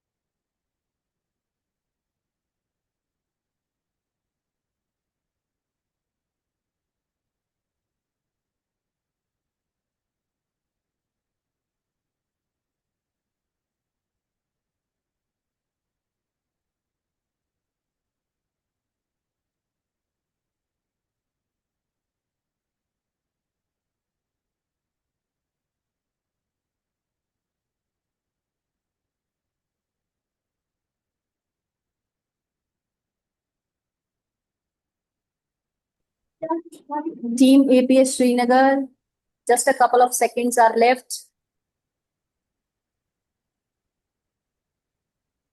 Your time is up. APS Srinagar, please come up with your answers. Please unmute yourself. For this wonderful question.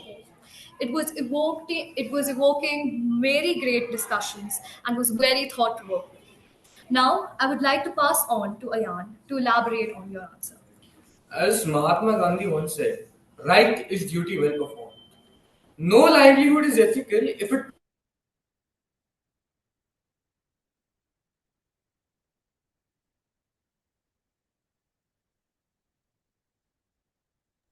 Team APS Srinagar, yes, you are audible. should we start our answer from the beginning if we were not audible? Yes, I'll request you to repeat, please. I could not hear it. Right. Once again, in the words of Mahatma Gandhi, a right is a duty well performed. Thank you, ma'am, for this incredibly thought provoking question. It really sparked a lot of discussions in our team. I would like to now pass on to Ayan to elaborate on your answer. Right is duty well performed, as very rightly said by Mahatma Gandhi. No livelihood is ethical if it poisons the very people it employs. These factories may offer jobs, but they come at the cost of death. That is not employment, that's just exploitation of the poor. This is a very real and a serious challenge, but it's not an excuse to do nothing. The companies are accountable, the government is accountable, and the citizens who knew about this and did not raise their voices are accountable. We need to have stricter laws like France's duty of vigilance, mandatory environmental audits, and supply chain transparency laws. Nothing can replace the lives of the poisoned or the love they have, but not compensating at all is the worst thing that they can do now. Compensation should include healthcare coverage, guaranteed employment shift, which the government also promises under MG Narega, a public apology for all the hurt that they've suffered, and environmental restoration. This is not justice anymore, it's a moral responsibility and obligation that they have, and it must be paid in full. Instead of blaming others, we can be united as government and citizen. What needs to be done is shut down, compensate, and transition. Thank you.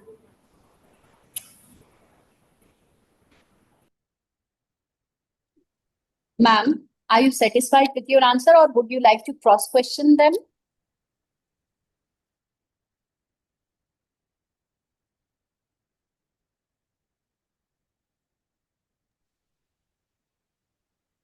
Am I audible now? Yes, ma'am, you are absolutely audible. They've answered it absolutely wonderfully well, and they have covered the ethical issues as well as the requirement of the job, and very well answered. Congratulations. Thank you so much, ma'am. Now, I would humbly request our next judge, Mr. Anshu Kumar, to ask Team B, APS Srinagar, a question. Over to you, sir. Thank you. Thank you, and really good responses are coming from the young student think tank, I can say. Let me give them a very practical problem about this because I am being an environmentalist. I'll give them the practical question and love to listen the practical answer also. So please pen down the question. What are the various ways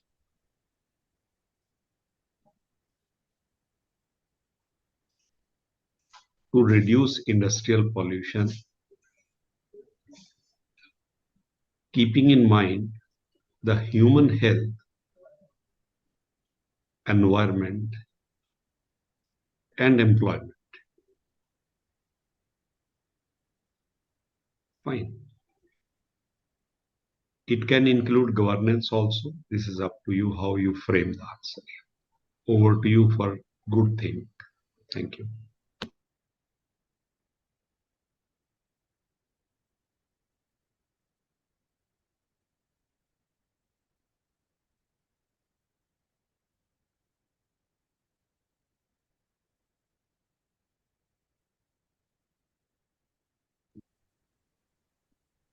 I hope the question is clear to you, Team B. Okay. So as stated, you will be provided 4 minutes to confer. And your time starts now.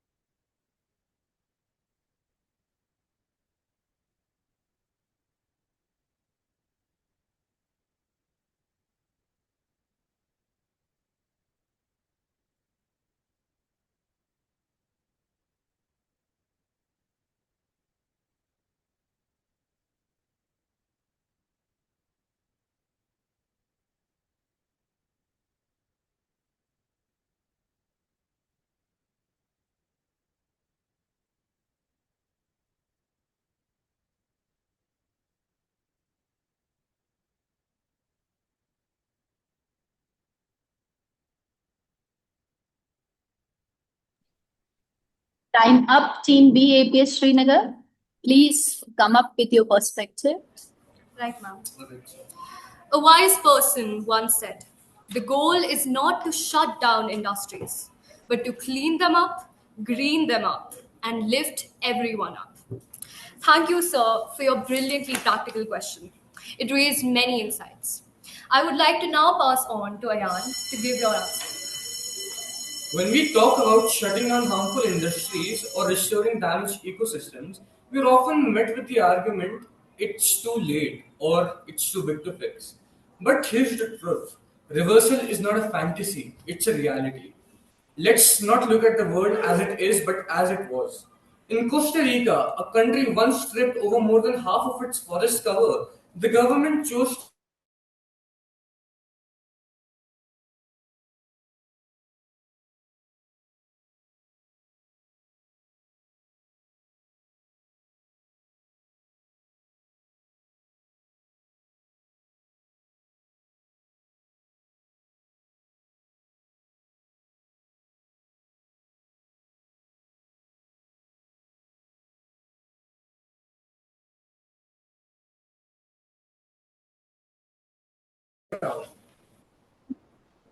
even in the Philippines, where coastal reefs were destroyed by dynamite fishing, local community created no fishing zones. The fish came back as well as the livelihoods.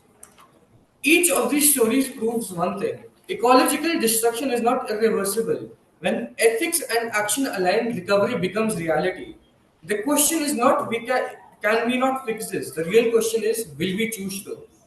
Even in India, companies are transitioning to green powers like Tata Power, which uses solar, wind, and EV infrastructure.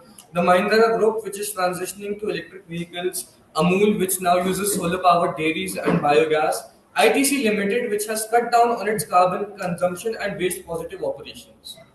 I now pass it on to Nirvika. What we can do to strike a balance between public health and progress should go hand in hand. Immediate action should be taken for public health. There should be support for affected communities. We should establish eco friendly industries. Compensations should be given, and there should be a collaboration on rehabilitation programs. Factories should be held accountable for their actions. Government should enforce strict environmental regulations. And for long term solutions, we can invest in sustainable industries. As I previously mentioned, what needs to be done is shut down, compensate, and transition. We cannot build a healthy economy on a sick planet. Real progress builds, not pollutes. Now, I would like to pass it on to the next person. As the White Sanskrit quote said, Satyam Pragati Srijanam Eva. True progress is only in creation. This refers to the fact that we don't need to harm our environment if we need to evolve as a society and create something that will be for the betterment of the society. Thank you. Thank you.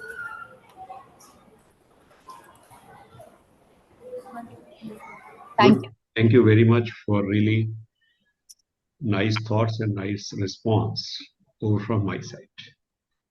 Thank you so much, sir. Now, let's move to the third judge of today's match, Mrs. Jaya Agarwal, to ask question to Team B, APS Srinagar. Over to you, ma'am.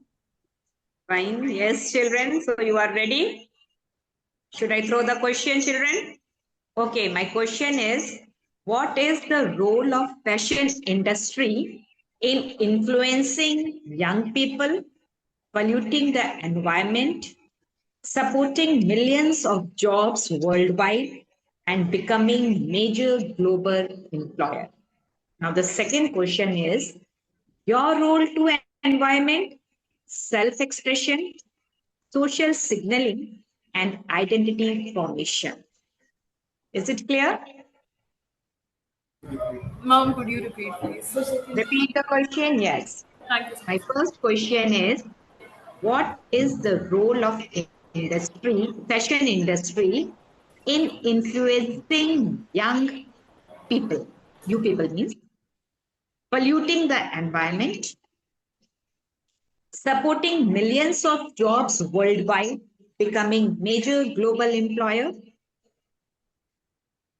Now, the second question is your role to environment, self-expression, social signaling, and identity formation.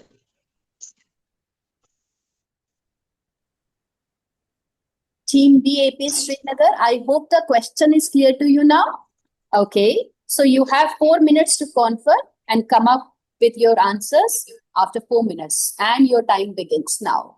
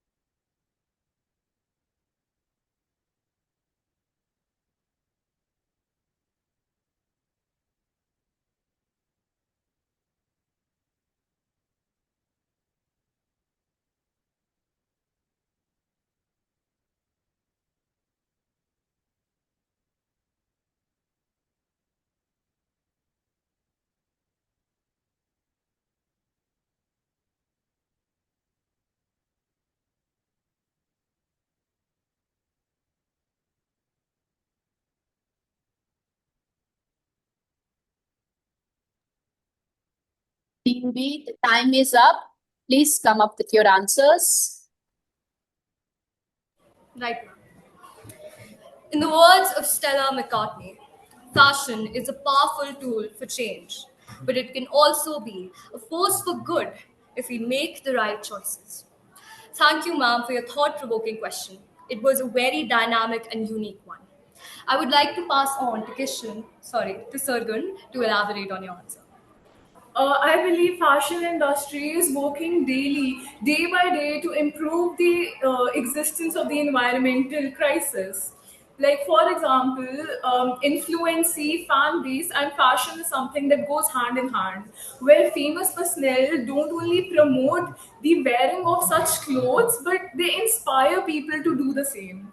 They're helping the environment and influencing many others to follow the same. I have a lot of examples that we found where Modi wore a narrow jacket which was made from recycled plastic bottles, leftover cloth pieces from tailor shops.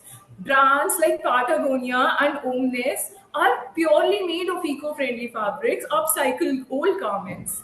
And examples goes on and on. To Hollywood, we can say Zendaya, Timothy Chalamet wore recycled outfits, Emma Watson wore Calvin Klein gown made from plastic bottles, and Billie Eilish is generally known for her outfits which are made from these environmental crisis to improve the condition of these. And I'll pass on to Ayan for the answering of the second question. Thank you. To answer the second question, we, the youth, don't just inherit the future. We shape it with every choice we make. Today, our lifestyle is the loudest protest of our quietest permission. What we wear, click, share, it all adds up. When we thrift instead of chase fast fashion, walk instead of ride, reuse instead of replace, we turn ordinary habits into extraordinary impact. We're not powerless, we're trendsetters. Culture follows what we normalize. If we normalize sustainability, the world will follow. This generation already leads global movements. It's not just about protests, it's about how we live every single day. Because in the end, the fight for the environment isn't out there, it's in our routines, in our values, and in our lifestyle.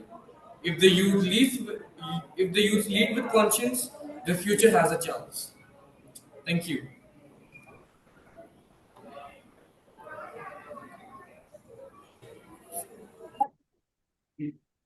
Uh, Ma'am, are you satisfied with the answer or would you like to cross-question them? Very well done. Thank you very much. Thank you so much, ma'am. That was truly a stimulating and insightful discussion by both the teams. Now, we'll have a break of 15 minutes for the compilation of results. Before we go for 15-minute break, I request our esteemed judges to send the result to the coordinator of the event, Miss Sangeeta Verma, at her WhatsApp number 7006 505 783. Now, we will be rejoining at 15 minutes, quarter to 1, for the eagerly awaited result. Until then, the presentation segment comes to a close. Thank you so much for your patience. Before we announce the result, I want to take a moment to appreciate the hard work and dedication of all the participants. See you at quarter to 1. Thank you so much. That's all. Thank you, everyone. Thank you, ma'am. Thank you, ma'am.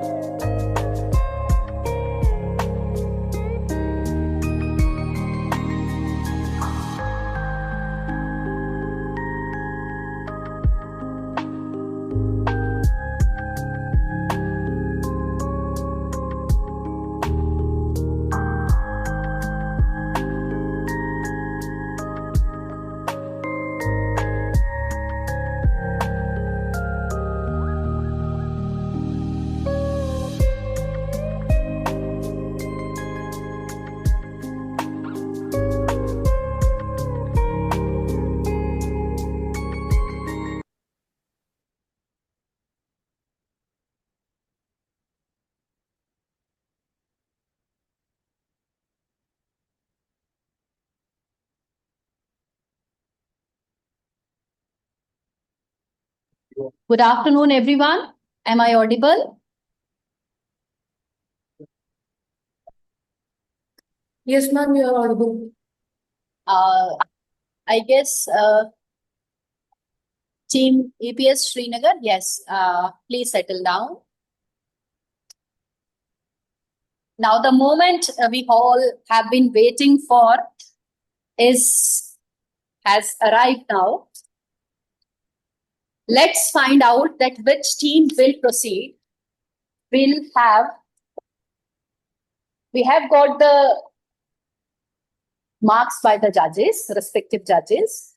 So it gives me immense pleasure, ladies and gentlemen, to announce that Team APS Nagrota has qualified for the quarterfinals. A big appreciation to both the teams. Well performed. So I congratulate all the team members of APS Srinagar, those who gave a very tough competition. Thank you, ma'am.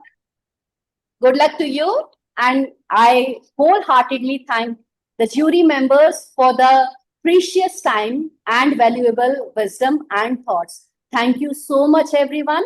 Now, for the quarterfinal matches, as it has been announced in draw of lots, we are going to meet on 24th of July.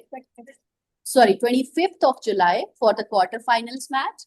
For that, the link will be shared in advance as well as the case studies. Thank you so much, everyone. That's all from our side. Thank you so much. Thank you so much, judges. Thank you so much. Thanks for the opportunity. It was Thank you. wonderful. Thank you very Sir, much. I want to ask if the judges want to say something, please go ahead. So, may I? Yes, of course, ma'am. We would love to.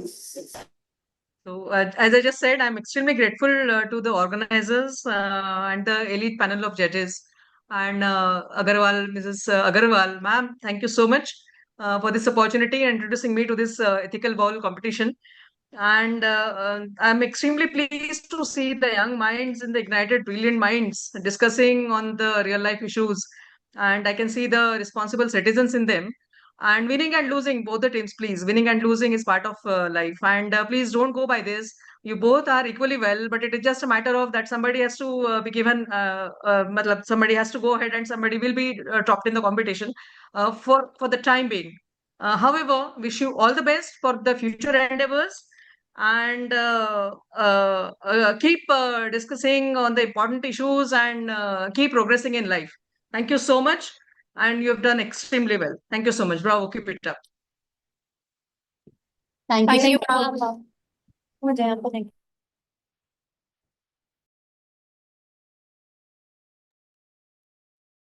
Good afternoon, jury members. This is Sangeeta. I am wholeheartedly thankful to you for your time and for your patience.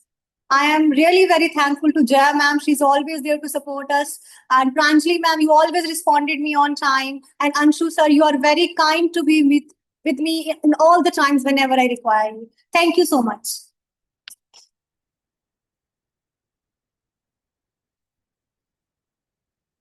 Thank you so much, everyone. That's all from our side. Thank you.